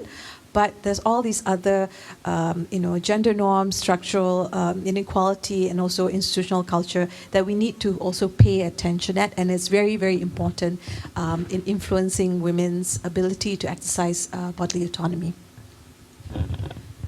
I think it's very interesting how maybe even us in this room, we might have a different barriers ourselves, right? And to see how just as simple as where you come from, and sometimes you don't choose where you're born in, right? So that also affects our bodily autonomy. And just to connect with getting healthcare, Dr. Nadira, so how do you think the findings that we're presented with today reflects on the behavior or outcome of how women or people in general seeking healthcare, especially in sexual reproductive health services? Thank you. First and foremost, Dr. Lin is my lecturer back in my gender studies, so it was really nice to have this moment with her. And it's really nice to have this conversation because I feel like this is the conversation we rarely have within, especially among healthcare doctors, the understanding of bodily autonomy. And oftentimes when we talk about healthcare services, like, oh, it's there, ada je, it's not that expensive, only RM1, right? But if are people actually empowered to use those services? And I say this even me myself, and I remember when I was doing my medical checkup. So before you go into government service, you have to do the medical checkup, right? And then the nurses was like, oh, when is your last period? And I say, oh, I don't have my last period because I was using implant-on. And it's just like, oh, you married already? I said, no. Then why you use implant-on? And I'm a doctor, okay? I'm a doctor. The fact that I've been asking this intrusive question, and I'm empowered or not bothered enough to be like, why cannot? You know, like, and I am okay. But imagine if you're fragile, if you're single women, you know, and having to have this intrusive question, right? And having justify yourself, why do I want to use medium acting or long acting contraceptives? It's a bit much, you know, and it's really resonate to a lot of the findings in the research, and it's really nice to having something that we experience daily. And I can say that the findings, there's a lot of the findings was really tally to what my experience in the hospital come to in prints, and we can say that, oh, somebody have actually go around and asked, and this is what they felt about it. And sometimes when you look into and I think there is, sometimes when I'm a chronic social media a bit, sometimes I love to do that. And then you look into conversation around women, they wanted to, for example, Plan B is widely available. You can just walk in the pharmacies, and apparently there are pharmacies been asking for marriage certificates for you to have access to Plan B. And these are women, and oftentimes when, and I think sometimes healthcare professionals, sometimes what we have issue with is admitting that we are the one in the bad, you know, like maybe we are inadequate in terms of our training or understanding of things. So every time someone come over in social media, and then the healthcare will be like, oh my God, there's no such thing. No, we never done. Instead of actually trying to understand what really happened and trying to, you know, perhaps come to how do we go about it, right? So yeah, these are and these are the things that happen, and there are so many. And in hospital still, in order for women to get a tubal ligation, they still very much insist that you need to have signature from your husband to get it, and surgery will be cancelled most of the time because the husband wouldn't refuse to sign it. Suddenly the husband will be like, oh no, we want to go natural way, and the wife already like, you know, 6 times pregnant, current pregnancy already like high risk, really like, you know, very very bad situation. Still want to do normal. The husband doesn't want to sign, we cannot go proceed with the procedures, right? So it's still there. And if you're into group of marginalized women, right? If you're poor, you know, you're young. That's also another thing. There's a lot of cases that I've seen in my ONG rotation back then was that young people, right, they got pregnant and then they don't have pink book. And the first reaction always be, why don't open pink book? Now already susah, you know, and now difficult because we don't know your history and whatnot. But can you imagine if you're young, you're pregnant, how you want to go open pink book, right? If you wear contraceptive also, already people ask you so many things and then you're expected to. So there's so many these invisible barriers, and if you don't delve into it, you don't really look, because I think within KKM we're really good with access. It's there. The access is there, is somewhat affordable for most of us, but whether it really empowers people to actually use them or being able to get it, right, without having all these intrusive questions, without being questioned, without having people kind of question whether are you sleeping with so many men, or whether you are, too young to be pregnant or too old to be pregnant, or having too many kids, or all those sort of things. And women become that site of investigation, right? The womanhood, we've been questioned about, are we enough to do that, to be able to access it? And that is the reality, and it's really nice to see that sort of come together, and it's coming together in print, and having to say that, we have actually researched it, and it's there, that we can tell people that these are the gaps, and we need to really talk about it more and address it. Yeah. Thank you, Dr. Nadira. And I think just to add a bit more of the marriage certificate bit, I also experienced that when working shortly for Clinic Rakyat, where the clinic provides abortion, and the woman, there's one person that came to the clinic, she immediately show her marriage certificate. Nobody is asking for it, and I think that's like also a reflex, right? And shows like how stigmatized, especially women's clinic, and trying to get termination of pregnancy also is stigmatized. And I think there's a lot of barriers in healthcare, and like you mentioned about how young people are trying to access them. And I think also a lot of civil society organizations are trying to figure out how can we provide information about, which clinic is suitable for these marginalized people to go to. And we want to inform them, saying like, you can go to the government clinics because it's accessible, but at the same time lived experience telling them different things. So for example, Pluho with JFS, Justice for Sisters, also have this list of access bersama, of list of healthcare providers, but the ideal thing is we want all of the government clinics to be accessible to everyone. But for now, we can use that Access Bersama list as well. REM also has a hotline that connects the clients to sexual and reproductive health services that does termination of pregnancy. So this is somehow the things that we are collectively are doing to supplement, some of the bad experiences that people are having with the government's facilities. So, from healthcare, we're moving towards more advocacy-based conversation to Rozana. So, Rozana, when you look at these findings through the lens of women's rights and gender justice, what concerns you the most?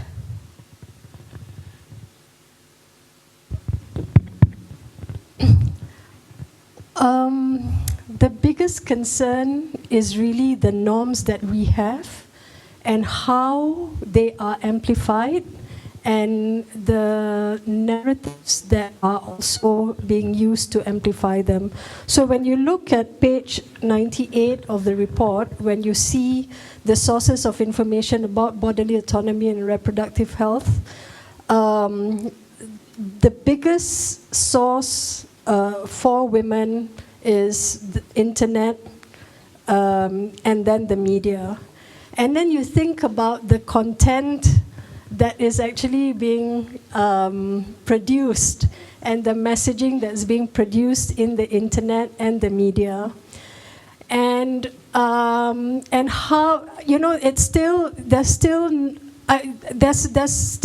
what do you call, no, I want to say that there's a lot of information that is upholding, like women's bodily autonomy and rights and where to get services.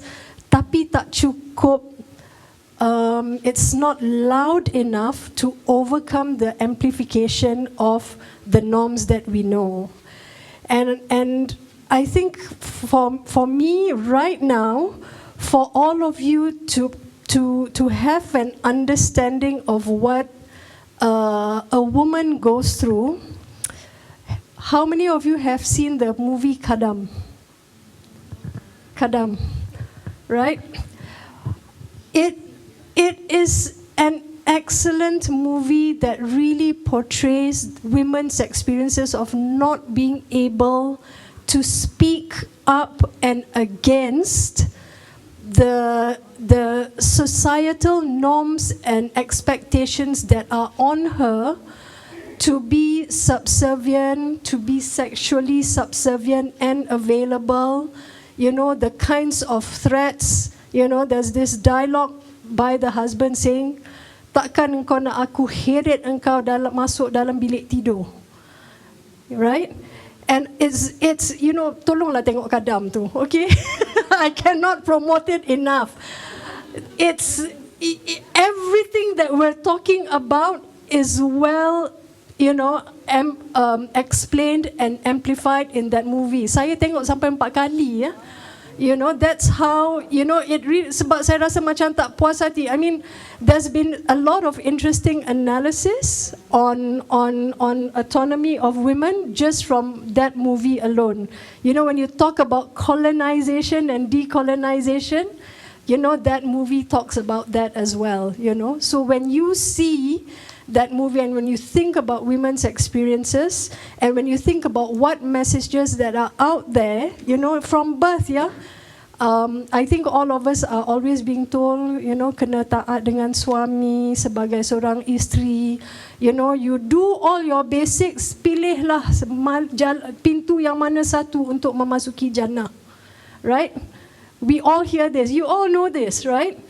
So those kinds of narratives are very, very persuasive to make women think apa yang aku nak dalam perkahwinan supaya perkahwinan dan kehidupan saya berjaya dan sebagainya. You will feel compelled by these narratives to think twice about really placing your autonomy first. And last week we also had a launch of the Telenisa, 10 years of the Telenisa statistics, and out of the statistics in relation to 10 years of experiences or relating to domestic violence, there are 25 cases, reported cases of marital rape, and 73 cases of sexual violence. So it is not, it sounds like, Allah, it's only 25, 73 compared to, million in Malaysia. But it affects you, and what Dr. Lin had also talked about in terms of how this actually affects our life cycles. Because what our family members hear, our children hear or see in terms of us being able to say no or defend ourselves from the issue, from being attacked in a domestic violence situation, will also shape their understanding about relationships and how they will go forth to form their own relationships when they are adults. So I think there really needs to be, I think in your recommendation at the first was really about media producers, right? Really media now, plays a very important medium in terms of amplifying some of these positive messages or better understanding to kind of like really make us think, like, do I really want to end up like Malo in the movie Kadam, And you would also be quite surprised, to see the kinds of, even within those, difficulties and sufferings, there are moments of empowerment, there are moments of difficult decision making where women and girls have to make in order to, break the cycle. So it's really, I cannot promote it enough, but also promote the fact that, like we need to do more. I mean, I see so many CSO friends here, and we need to, again, already we're still talking in English lah, we do need more content in Malay. We do need to reach out to all the audiences, dalam bahasa macam-macam lah, Lorak Kelantan ke, Terengganu ke, Negeri ke, we really need to have our content speak to the audiences more closely. Yeah. Thank you, Rozana. I think we should do a movie screening for Kadam one day.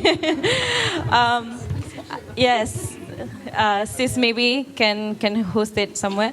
I think just to resonate with what Rozana was talking about, how high it is people are relying on digital information. It can be on movie, and it also shows how arts are still playing quite a role, right, in creating conversations. And I think there's one instance, also talking about content creation these days as well, and I think there's one content creator from Malaysia, I'm not sure if I should mention the name. So she shared about her experience on contraception online and how she got bashed over it. And she's talking in English mostly.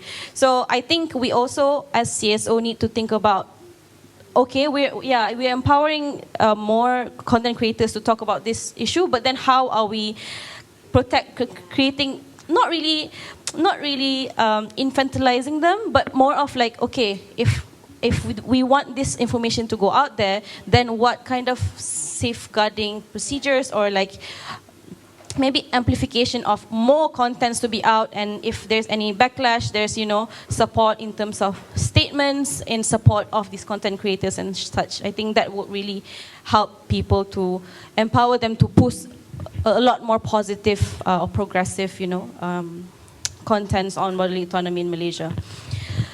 Okay, so I have a follow-up question for all the speakers. So this can be answered by anyone. So the study shows that many women report having some level of choice, but how do we understand the gap when we have rights on paper and being able to exercise them in reality? So do you want to? Yeah, and a little shameless plug about my research back in my gender studies program. So my research was on obstetric violence, which is violence that are perpetrated by mostly healthcare workers towards women during childbirth, throughout the whole stages of that. And in that regards, it reminds me a few of the findings that we get, that like one of it, for example, one of the participants is a person living with HIV, and she said, oh, the doctor, almost like, it's like, you want it or not, oh, I'm going to tie your tube, or else your kids will, you will pass the HIV to your kids. But it's all up to you. And I swear to God, I know, I don't want to like say I never have done it. I probably would have done, in a way, sometimes because healthcare is so, I don't want to say like we're doing it on purpose or something. Sometimes the healthcare system is so stretched, and you want to get things done fast, right? And you don't have time to like really wait or whatever. But at the same time, like for example, if you want to go for cesarean, you need to go really quick, because then you're like, the baby, the heartbeat are going down, and you really like, please make decisions, but then we want to push you fast. Sometimes I notice that we tend to like, in a way, it's like giving them, it's almost like a false informed choice, right? We kind of like, it's almost like a coercion. And that's what some of the participants in my research back then was talking about, is that, they put me, one of the, this one is people living with HIV, she said, the doctors tell me I have to do it because I have to tie my tubes, because then I pass my HIV to my kids. And now that I work with, now I work already with NGOs, now I know I don't, but now I want to have kids. So I didn't know that I could never reverse back the procedures. So then she was not aware. So she might be informed consent on the idea of like, I don't want to pass this HIV to my kids. I might be informed of the idea of like, if that's the case, I don't want to have more babies. But I didn't know that that's not true. That's one, and now I could not reverse these procedures. That's one. And then another one cases was around people with disability. And when you talk about the media, it was really interesting because whenever we talk about media, especially sexual reproductive, how do people with disability knows? How do they learn sex? Have we ever think or have a moment to think? If you're blind, how do you find out where to put what or what's going to happen or whatever? You know? So when sometimes back I had a research with my lecturer, Dr. Villa, and was commissioned by Aero. And it's so interesting. One of the participants said that, oh, I learned from the drama. And they say like, I say, how do you learn? You know, how do you? I think she was blind, and she's like, oh, she's deaf. Sorry. And then she's like, agak-agak je. I just guessing. You know, you go watch drama and you just kind of guess what's going on. That's how she got it. And that's also another thing with societal pressure. When you have people with disability as well, there's an idea of like, I might pass down my disability to my children. And she said, one of the things she said was that, luckily my son does not have was not deaf, or else I'm sure my family would not let me have pregnancy again. So that's also like, she may have choice in theory, she can give birth, whatever, but this whole sort of societal pressure or that inform you whether you should, can I do this or can I not do this? And sometimes we give them choice, but then they don't understand the consequences, right? So a lady, she was, I think one of the research was like, the doctor said, to put this after my pregnancy, which I assume was IUD because she said the doctor insert something, right? And she said, I never have kid after that. I said, you don't know you don't have kids after you IUD ke? And then she said, oh, the doctor didn't say that. She said, like after pregnancy, I should just put this inside. So she might be consented to that, but she may not understand that the consequences of this was that I would never have kids. And she was like, I don't understand. I've been trying for many years. I don't have kids. And I was like, oh, the doctor might. But also, people with disability, you might need interpreter and whatnot. We don't have those in KKM, right? Rarely have it. Or maybe we have it. Nobody ever use it. And we just figure out, some relative comes and help to translate and those kind of things. Things may get lost in translation. They may not understand. So then the question is whether it is fully informed consent. In paper, yes, they sign, everyone sign, root name and whatnot. Whether actually patient truly understand what they're signing for, what the consequences or what does it entails to, questionable, I would say. Lynn, do you want to add to that?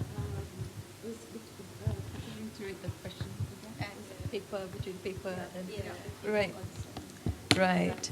So I think the question was the discrepancy or the gap between sort of what's on paper and the lived realities, right? I think the example of gender-based violence from our evidence is a good one because we have legislation, we have laws against gender to protect people from gender-based violence or the DV Act in particular. But we still have, when we ask people why they don't report, right? So it's mostly because they don't think it's actually that serious. They're afraid of the stigma. They don't trust their authorities, right? So we can have this beautiful law in place, but if people don't trust the system, the process, it's still not going to be able to protect them or help them be able to exercise, their rights. So that's sort of like a very clear example how you can have laws, but then the lived realities is very different. I want to give an example about, sometimes in CSO circle, we're kind of like, malas to, we're already sick of talking about awareness raising. We're like, we want to move towards law, legislation reform. But actually, awareness raising is still so important and fundamental. To give you an example, we talked to a group of orang asal women, and one of them is actually involved in had attended a workshop, and shout out to WAO if you're here, a workshop with WAO facilitating, and they had organized it, the Persatuan Wanita Orang Asal, and WAO had presented on gender-based violence. So when we had asked everyone the question, how prevalent is gender-based violence in your community? And she said, if you asked me this 2 weeks ago before I attended this workshop, I would say 0. Now that I've attended this workshop, I see it everywhere now in my community. So it was attending this one workshop and being aware of what constitutes gender-based violence. And I think for us in this room, we're like, yeah, we know what it is. But this information is not reaching out to everyone, right? It's not reaching out to everyone. And what we found is that, people, of course, your geography is one thing. If you're remote, people with lower formal education levels as well, with lower income, have less access to information about reproductive rights, about contraceptive rights, about their bodily autonomy rights. So this is still very, very important. But once you already also provided this information, there's a lot of other support that needs to be in place, right? So again, when we're talking about this with the Orang Asal women, they said, people are coming up to us and telling us about this domestic violence situation. But, what can we do now? We go to the police, they're not really responding. They're kind of like there's already a distrust between police and the indigenous community, the Orang Asal community. So there's already that not being treated or believed. There's no shelter available in remote areas, right? There's no shelter. What are they going to do if they take this woman out from the home where they're going to place the woman, right? There's no support. So there's a lot of other things that also needs to be followed up and also be in place. So having that beautiful legislation is one thing, but you have to look at all these other, support that needs to be in place. Just getting information out is very important, and then all these other supporting mechanisms need to be in place as well. It's the same with healthcare, because like you said, healthcare is available. We always say, Malaysia healthcare is free, only pay RM1. But it's not accessible to everyone, and the quality differs, right? If you're in a remote area, you go to the health clinic, you can get Panadol, right? There might not be a doctor in all the time. So, if you live in remote areas of Sabah, Sarawak, things are even worse because of the transportation, the distance, and also the cost to be able to get to the health facility. So you can look at these larger statistics and say, yes, Malaysia has healthcare, X number per whatever population.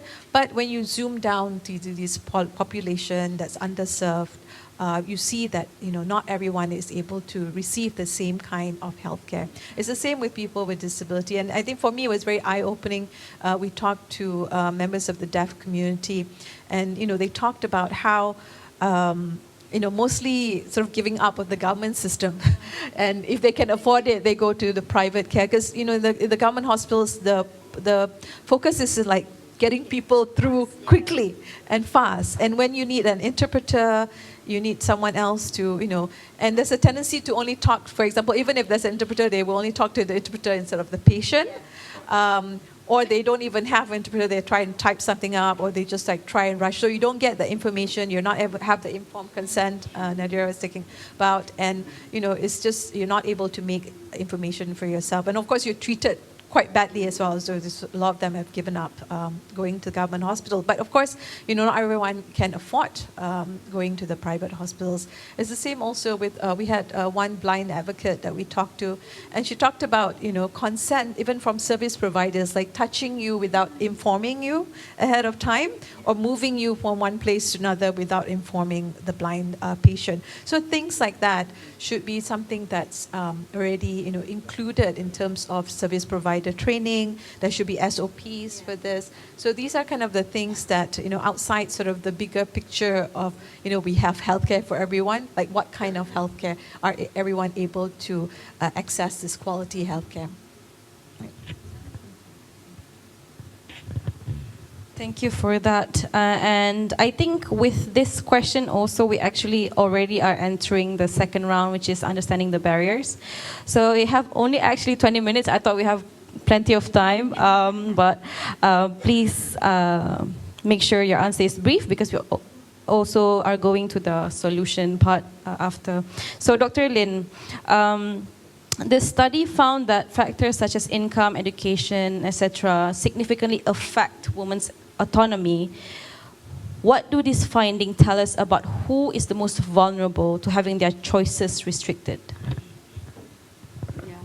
Yeah, I think I've already kind of answered that with my previous example, right? I mean, and first of all, I mean, this is why we wanted to do a study that also includes the qualitative component as well, because if you just do a big survey, you might not be able to capture pockets of community that are very small in numbers, right? The Orang Asli in Peninsular Malaysia is less than 1%, for example. So if you do a big study, you might not be able to capture their experiences. So the qualitative component is particularly important so that we can sort of but at the same time, also in the qualitative study, we made sure to also segregate by, also have it distributed to location, to age, to employment status, looking at income and also education level. And we can also see from those numbers that we got, income level was actually one of the most important in terms of your independence to be able to make decision. Formal education also another factor that plays in, and also employment. So that looks, which is tied into economic independence, right? And of course, on top of that, there are other factors such as your location, being your disability, sexuality, also being indigenous, like of different minority groups. So there's all these other compounding factors as well. Right. So, Dr. Nadira, again, you also already share with us some of the barriers that women face, people face when they are seeking sexual reproductive health and rights. Do you have anything addition to that? What barriers do women or people encounter in healthcare settings that may not always be visible to policymakers? I think I would like to redirect that conversation a little bit for, I think in terms of, from perspective of healthcare providers, right? I think it's hard. I don't want to also dismiss and say, oh, KKM is bad or whatever. It comes from a bad system, like in a system that hardly cares for the staff. We can't give out care. It's hard for us to give out care. We are so tired, so many patients to see and whatnot. It is somehow like designed in a way to feel, in a way, and it is designed to feel women, which is the patient itself. So, and then I also wanted to also plug in the idea of that when again go back into the obstetric violence is that and I think in KKM we're very into the quantitative data. If you look into the data, oh, perfect, maternal mortality rate, amazing, numbers are amazing. But when you delve into the lived reality, how many of those are traumatic birth experience? And they are, one of the women I interviewed, she said that her birth experience was so traumatic. She was put into excessive vagina examination, in her words. She said it's excessive vagina examination. She actually, in a way, processing it as a form of sexual violence, because she said she was not able to have sexual intercourse with the husband for a 1 year period, and she have to go to therapy for that.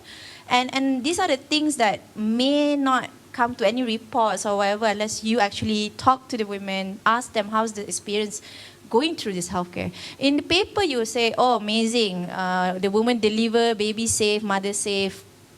That's it. We don't go into that. We don't go into delve into that. What does that data actually tells us? And when you look into it, and you're like, oh, actually, there are some issues. Some women are experiencing traumatic birth experience. Some women are not happy with that, or they might experience, postpartum depressions, and they might not be able to, and all these things are, we hardly capture those, and I think we hardly have also conversation around those as well, and that's another, I would say, barriers, and I would say towards policymaker or towards healthcare providers that I think we need to also look into, and And I think a lot of other barriers have been touched by, Dr. Lin, Rozana and such about, access service and whatnot. So I think I'll just skip that, and I think that's... Okay, so going towards the conversation about religious misconceptions. Rozana, what are some of the common religious misconceptions about women's rights and bodily autonomy that need to be challenged? The biggest misconception is the whole idea and notion of ta'at, and the whole idea and notion about nushuz. So women are still dibelenggu, how do you say that in English? With these expectations of not being able to speak or do something that is contrary to what their husband or their partner wants, right? And it's interesting though, because I think there is more awareness of this autonomy when it comes to financial issues. So a lot more women are becoming aware of if their husbands are not fulfilling their financial rights, then my obedience to my husband is something that I don't have to, because he's not fulfilling his end of the deal. So then they feel that I can tarik sikit lah, or I have something to stand on, right? But we're still not there yet when it comes to this whole idea and about the bodily autonomy yet. Yeah. So I think if women can relate, a little bit more about, because, of course, we are able to say, I think in this room we are all agreeable. Yes, women have bodily autonomy, but not many women out there would be able to reconcile what they have already been taught and grown up with, and especially in an environment that asserts the status quo. And it's only women who are beginning to realize, I think there is some, as life gets more harder financially, I think women are having to really think about their positions in the marriage. And this came out quite clear in the Telenisa statistics. I think after 2001, for example, there were more women actually claiming harta sepencarian, because they became more aware that they were not getting their financial rights during the COVID period. And so when they were seeking out divorce, then they were also going for their harta sepencarian. So I think this connection, we need to find ways and opportunities to perhaps link some of these issues together in order to empower women to say that it's okay for you to feel this way, that and that this whole idea of ta'at and nushuz, like how do we have this conversation? Because women, the moment you try to challenge some of these things, then all kinds of labels will be put on you, right? But I think what is interesting is, like the challenge for us CSOs, how to have this conversation with women. And it's like with them and not an imposition on them. Because I think, the ways, maybe we are also giving this information, are we, it's kind of like an affront to what they believe, right? Yeah, and I think that's where, we need to affirm that whatever they feel is not unusual, that, if this is what you've known, but there's also an alternative. So, banyak kerja lagi lah. Jangan bosan dengan kerja lagi ini. Kita banyak lagi kerja nak kena buat, okay? Thank you, Rozana. Just to add to that, I also experienced this conversation about religious beliefs since RAM is running a hotline, right, for abortion and sexual and reproductive health services. So there's this one woman seeking termination of pregnancy for her daughter. And then when she seek the information about it. And after a while, before I got to follow up, she texted again. She said, can I talk to someone that, can discuss with me about, religion, faith, because I feel really bad, but I feel like this is something that I need to do. So it's also important. I feel like this is always the conversation that we have, to have the information in terms of faith and religion, especially on sexual and reproductive health, because then this is really important for people in Malaysia. So we need to have that information upfront, and we can have that conversation with that person. So yes, we need that. We only have 10 minutes left for our discussion, so we're going to speed up and go to the round 3. So Dr. Lin, based on the evidence from this study, what are the 3 most urgent areas that require intervention? We know everything is important, but give us some 3 urgent areas that require intervention if we want to improve women's bodily autonomy in Malaysia.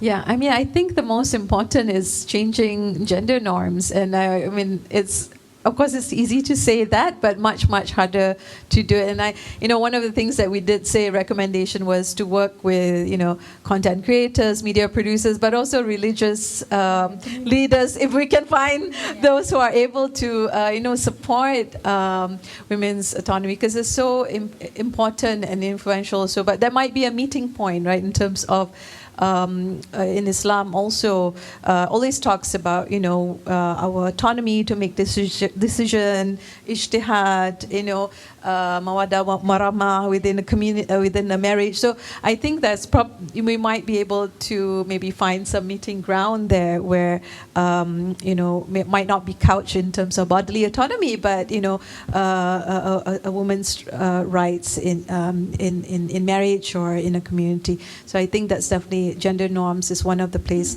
The other one I would say is schools. The numbers is really shocking. People actually don't find school a safe place for boys and girls. Parents don't feel that is a safe place where their children are spending, half the day there. They don't feel that it's a safe space. And it's not a safe place because we've seen the numbers and we've heard, the stories and evidence that show that it's not a safe place. So we need to have mechanisms in place to ensure that schools are these safe places. There needs to be a mechanism to ensure that bodily autonomy is respected. We need to have CSE that is properly done and from primary school, taught in schools. So we need to have this definitely from number 1, because it is, and as we mentioned, it's a life arc, right? If you don't learn about consent, your bodily autonomy from young, when you're an adult, you don't know it's happening to you. You don't know it's wrong. You don't know you can't say no to it. In school you get period checks. It's okay for someone to touch you, to find out you have your period. I mean, and you could have grown up thinking that it's okay for people to have, violate you in that way. So I think, instituting CSE in schools is really, really important. And then you mentioned about, having this kind of also extending to very vernacular. I just want to say, organizations like Rehat, for example, in Kelantan, work with teachers and, using their local language, speaking Kelantanese. And so those are kind of good models to look at and see what we can learn and expand on that. I think number 3 is working with youth and men. I'm going to lump them together because of lack of time. But I think, working with youth and also working with men, sort of, this is where we need to have more allies. We need to be able to change how people think. And I think when we do these surveys, we do see that people are actually, as we said, the public is much more open-minded and more receptive to change and more aware of rights. And the institutions are kind of lagging.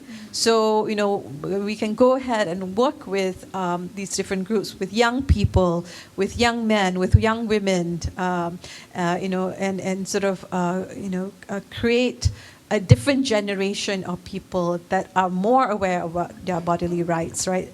More aware about their bodily autonomy. Yeah, thank you, Dr. Lin. Right, next, Dr. Nadira, what practical changes can healthcare institutions and healthcare professionals implement to ensure women gets the healthcare they deserve? I'll try to go very quick.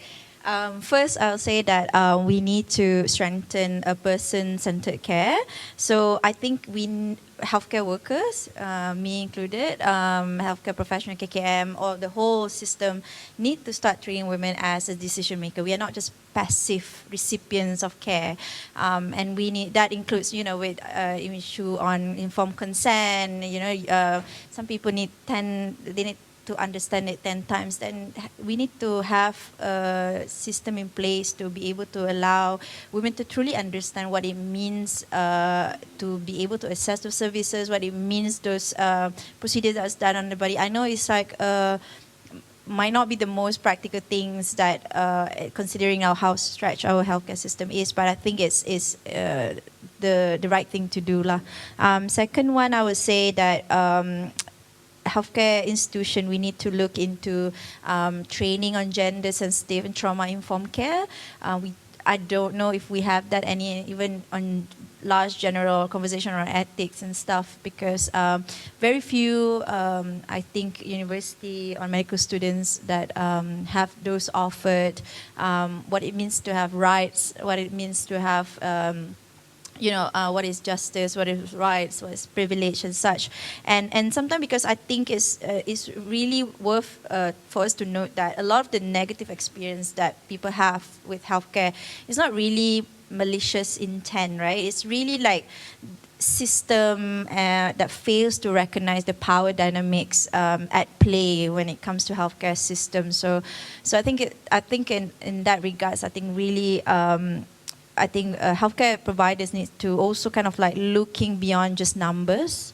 We might have good numbers, 0 transmission rate, mother to child HIV transmission rate, but does it really what we think it is? Like, does the mother really take medication, or we just force sterilize everyone to achieve that numbers? That's questionable, right? So I think really, I think we need to have more qualitative data looking into patient experience in our data, which currently we don't have. And lastly, I would say that we need to have establish not transparent, but also a better feedback mechanism. I know we have CISPA, which is a feedback mechanism for government hospital. However, a lot of the time, those processes are not very transparent. We don't know how many reports are we getting, what kind of and what action has been taken and whatnot.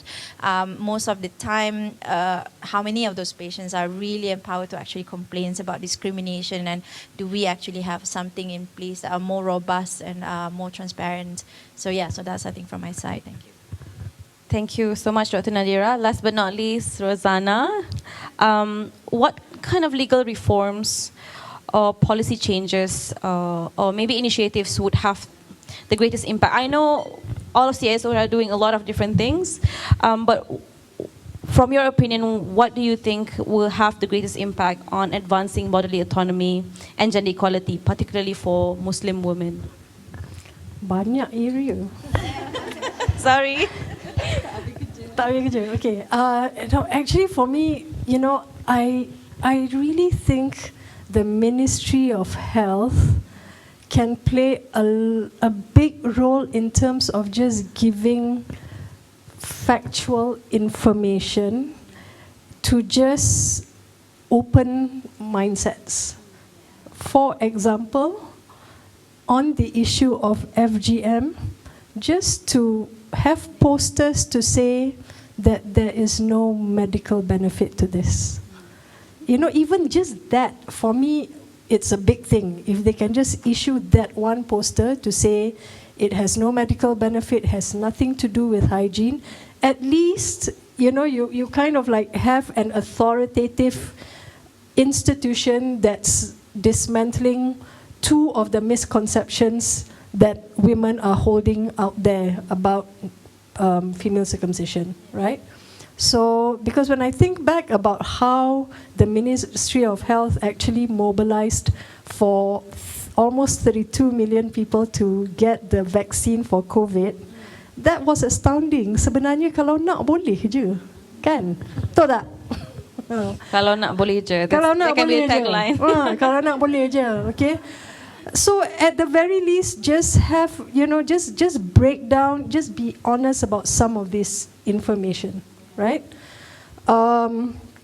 And then I think, we do, I'm also wondering about, how do we actually maximize klinik kesihatan, to be able to empower women on some of these issues with regards to the whole life cycle. Because I find that this model of the klinik kesihatan is actually quite awesome.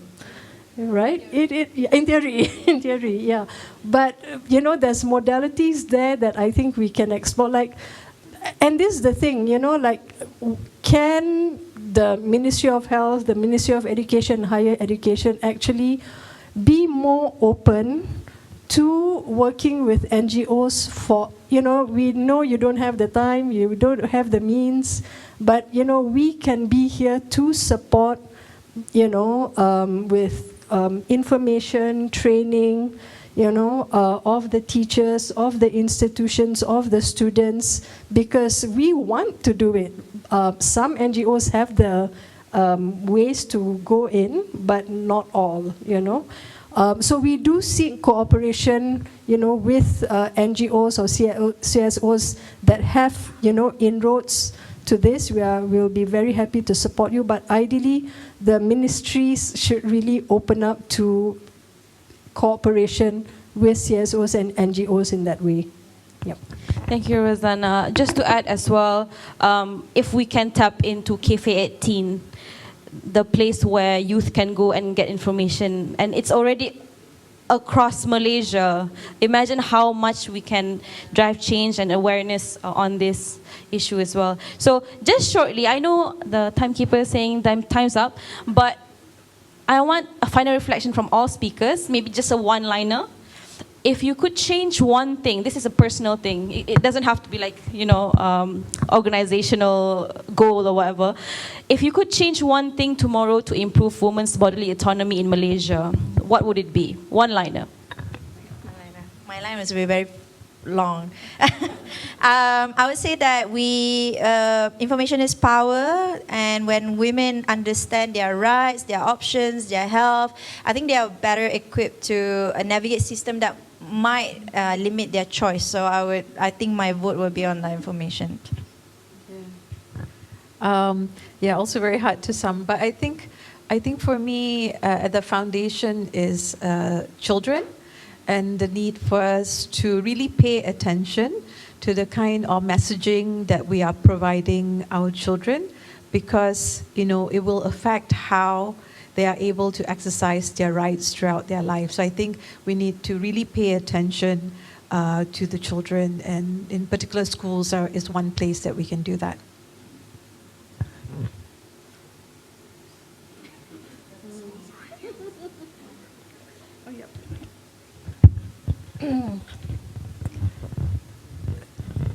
Sorry. I think my call would be actually for the institutions to be more open to giving women the right factual information that is medically accurate and evidence-based. Okay, thank you so much. Give a round of applause to the guest speakers. Thank you for very enlightening discussion. So we have maybe 15 minutes of Q&A session. So yes? For the Q&A session, we would like to request you to step behind. There's a microphone at the back. So please introduce yourself and you can ask your question.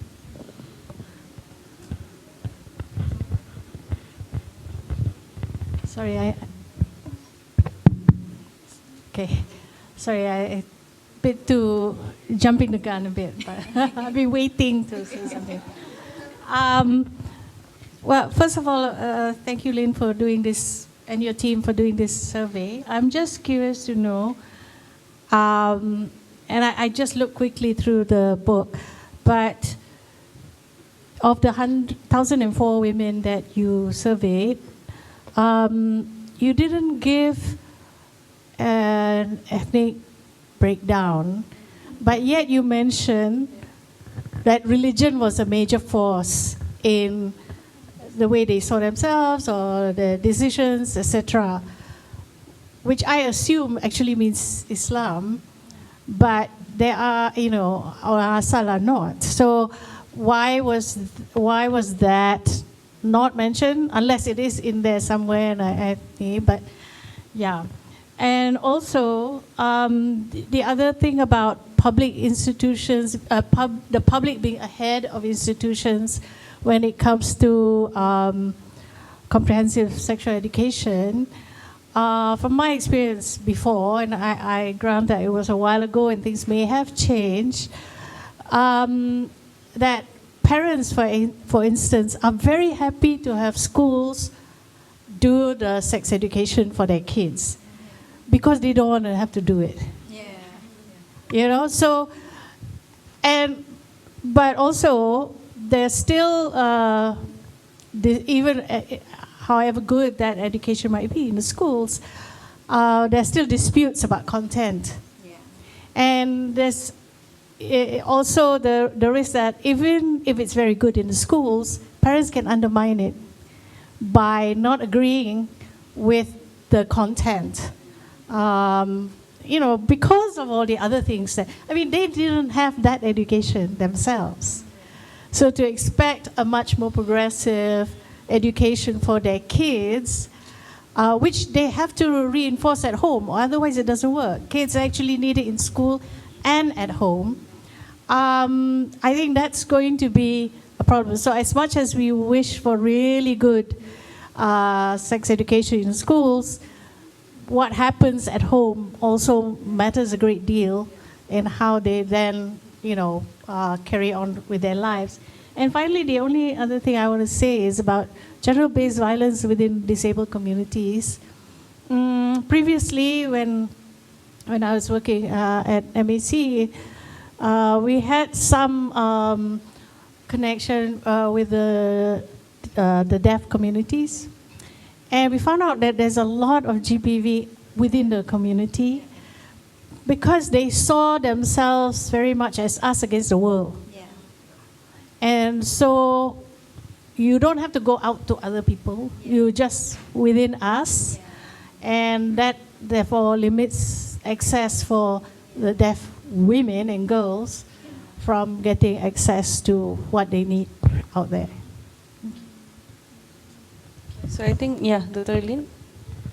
Okay, in terms of methodology, so the study is nationally distributed, so it tries to, in its sample size, also proportion to the population. So for example, the population of Malaysia has 62.5% Malay. So the respondent consists of 62.5% Malay, and then all the other division of the different major ethnic groups.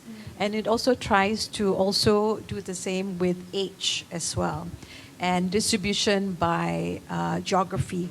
So we don't just all get interviews from KL saja. It's actually distributed according to the population size of the different states. So that's what makes it, I think, particularly important. And we mentioned that it's the first of its kind to do this nationally distributed survey, because of course many other organizations, there are many other studies that have done studies that come up with very similar conclusion, and we know the same story.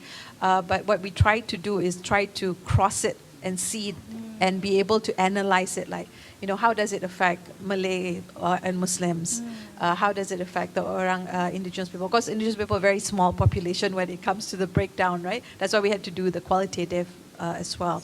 But in terms of but we can say in terms of geography, because it's distributed across, in terms of ethnicity, in terms of age group, we try to do that distributed according to the DOSM statistics. Yeah. So the second question was about? I forgot. But see, yeah. Other religions also impose the same thing as hard as Okay, for certain things, religion wasn't like a factor. It doesn't stand out statistically, but there are, for example, the one that I had cited was refusal, being able to refuse sex within a marriage. Right, so that number we saw for Malays and for Muslims, much higher or say lower ability to be able to say no. So that's quite stark actually, like 44% to 75%. So in that particular instance, that's when we flag it. When it's not like so obvious or maybe the numbers are too small, we don't see it as significant enough to sort of bring it up. Yeah. Thank you. Is there any other questions? Go ahead. Hello. I think you can. Yes. Yes. Hi, my name is Dr. Muhammad Ali. I'm also a medical doctor. I'm also a part of the board of I got two questions for panelists. One, the first question, regards to human rights and women's rights.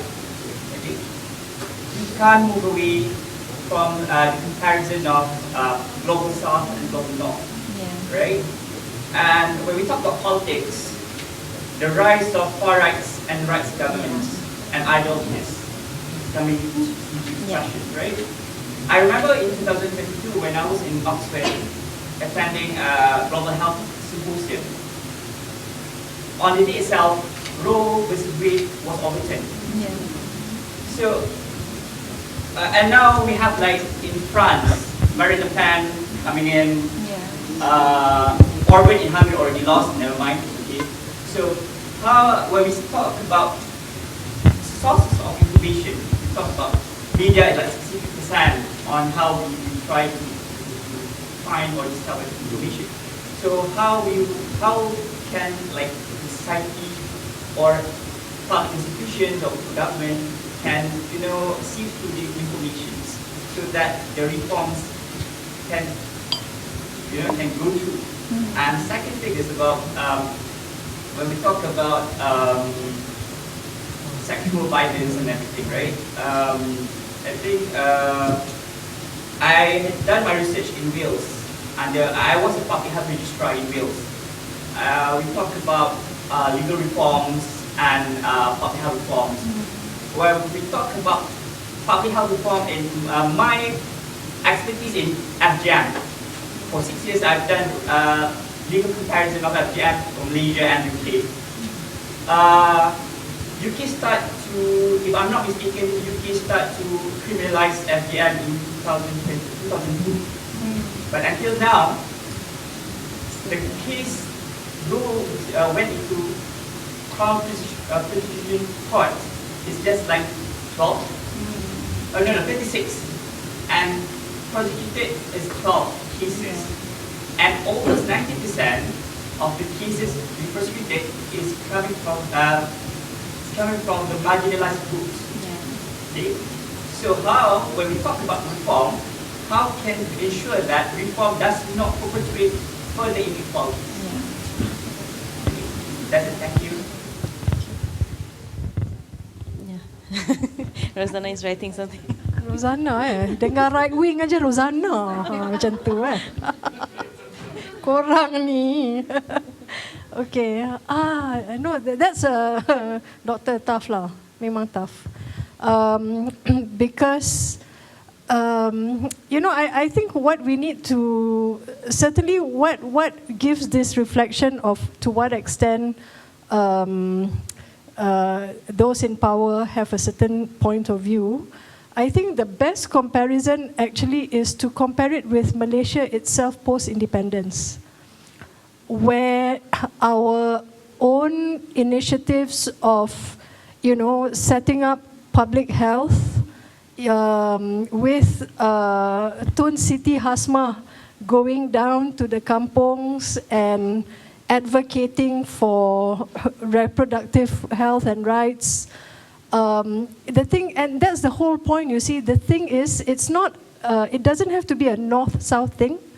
You know, the comparison can be within our own Malaysian history itself, and how much we have diverged from the excellent blueprint and that we had, but you know, the investment, continued investments that should have gone on in public health and the information as well was not did not meet the efforts that had been done post-independence. That for me was the paling ketara on so many issues, even on sex reassignment surgeries. It was actually done in public hospitals. Remember once upon a time? Right? So kita tak perlu nak compare global north, global south ni sangat. Kita tengok sejarah kita sendiri sahaja. If we look at, if you know, maybe there can be more stories or unearthing of the kinds of policies. I mean, all of us here are here because we've benefited both in terms of education, healthcare, and labor, right? You know, women in employment, okay, maybe the employment was not equal in pay, but there were movements towards recognizing that women could contribute to society right from independence itself.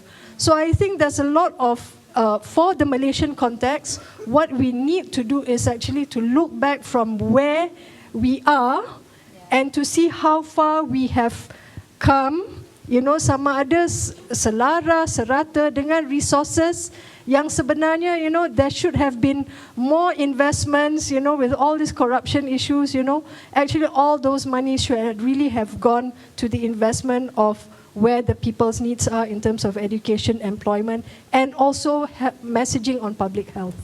Yeah. Jadi kita tak perlulah nak tengok, you know, kita tengok diri kita sendiri saja. And even on the issue of marginal, I mean, that was also my concern right in the beginning when we're doing this work on FGM, you know. The message given to us also, you know, oh, you should be careful if you're going to ban. The nature of banning something is people are immediately going to go onto the other side, whether it's logic ke, tak logic ke, just as immediate reaction or response. I think there is a lot more work to be done in terms of the understanding the mindsets of our locals, and then how do we address this through the messaging, and therefore a lot of work is actually needed to understand our psyche and psychology. Yeah, so yeah, I do share that concern, you know, as with, you know, if you make something more available or you ban something, you know, the reaction is going to be, because where is the threat? The threat people are going to feel is, oh, my culture is being undermined, my religion is being undermined. So how do we, when we want to go into these reforms, we also need to think ahead of how do we address all of these reactionary responses. Yeah. Maybe I'll just say a little bit about one of the things we didn't talk about was the politicization of religion, and you know, with of course now elections coming up, we'll see more stories, more discourse that sort of, you know, uses religion as a space to be able to show, you know, who's protecting whom more, for example. So it's not about, you know, the facts or the evidence or the, you know, fatwa, or we look at Al-Azhar, or we look at, it's sort of like how it's being used in different ways to champion different causes, right? So I think that's sort of maybe one of the things that we can learn from looking at advocacy work or things that didn't work out in other countries, because we see, even if you say, you know, it's a progressive country, so-called progressive countries, where you can see how different kinds of politicization, mobilization of certain advocacy groups can, you know, help change something altogether, right? After many, many years of work for Roe v. Wade, and then you can have that upturn because of the kinds of political changes that has been. So I think that's sort of one of the things that maybe we can sort of take from that, you know, lessons from that. And I think that's one of the things that, you know, CIS Forum, for example, has been sort of paying attention to this idea of the politicization of religion in this country. Last thoughts, maybe? No, I think I just want to comment on the first part on North South, and I think I would like to also kind of like reflect on our neighbors, right? Thailand have made very great progress on a lot of progressive sort of in terms of their sexual reproductive health, LGBTQ health, LGBTQIA plus health in the country. Indonesia very actively trying to ban FGM, FGC. They have KUPI, which for me was like every time I talk to people from the KUPI, which is the Women Council, Islamic Women Council, it feels like, oh my God, amazing that they have that. I don't know when we are going to come to that road, right? Hopefully one day we will be able to say we have our own women scholars group that we can go to. But yeah, it's really nice to see. And I think Vietnam also, I think, have made quite good progress. But and I like Rozana was talking about how are we pre-independence. Really, there are certain parts where we were quite progressive at what certain point, right? Before this Islamizations happened, but yeah, I think there are certain parts of in terms of SRH and in terms of healthcare that we have made quite great stride. There are few that are coming a little back behind a little bit, and like you said before, there's a lot that we need to go and do, and there's also a lot within our regions that have made quite great progress that we can actually learn from as well. So yeah. Okay, I think we don't have any more time. So if you have any questions, please feel free to go to the guest speakers personally. So again, a round of applause to our guest speakers for today's panel discussion, and thank you so much for your attention. Thank you so much to our moderator Farah and all our esteemed panelists for such a thoughtful and engaging discussion. Today's conversation here has displayed valuable perspectives, not only on the challenges that remain, but also for the opportunities for progress, the role that each of us can play in advancing bodily autonomy and gender equality. Once again, please join me in giving our moderator and panelists another round of applause. And with that, ladies and gentlemen, we have now come to the end of today's launch of Bodily Autonomy Report by CIS Forum Malaysia. I would like to take this opportunity to thank each and every one of you for your presence, participation, and contributions throughout this entire process. The conversations shared today have reinforced the importance of collective action in advancing bodily autonomy, dignity, and rights for all. Before we conclude, we would greatly appreciate your feedback on today's event. We kindly invite you to scan the QR code displayed on the screen and complete the evaluation form.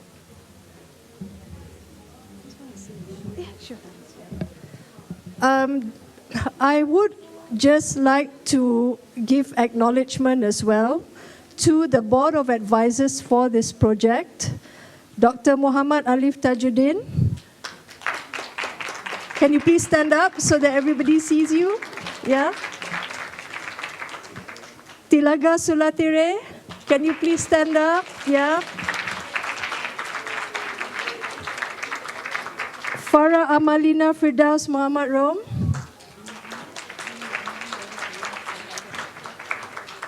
Surya Kartika.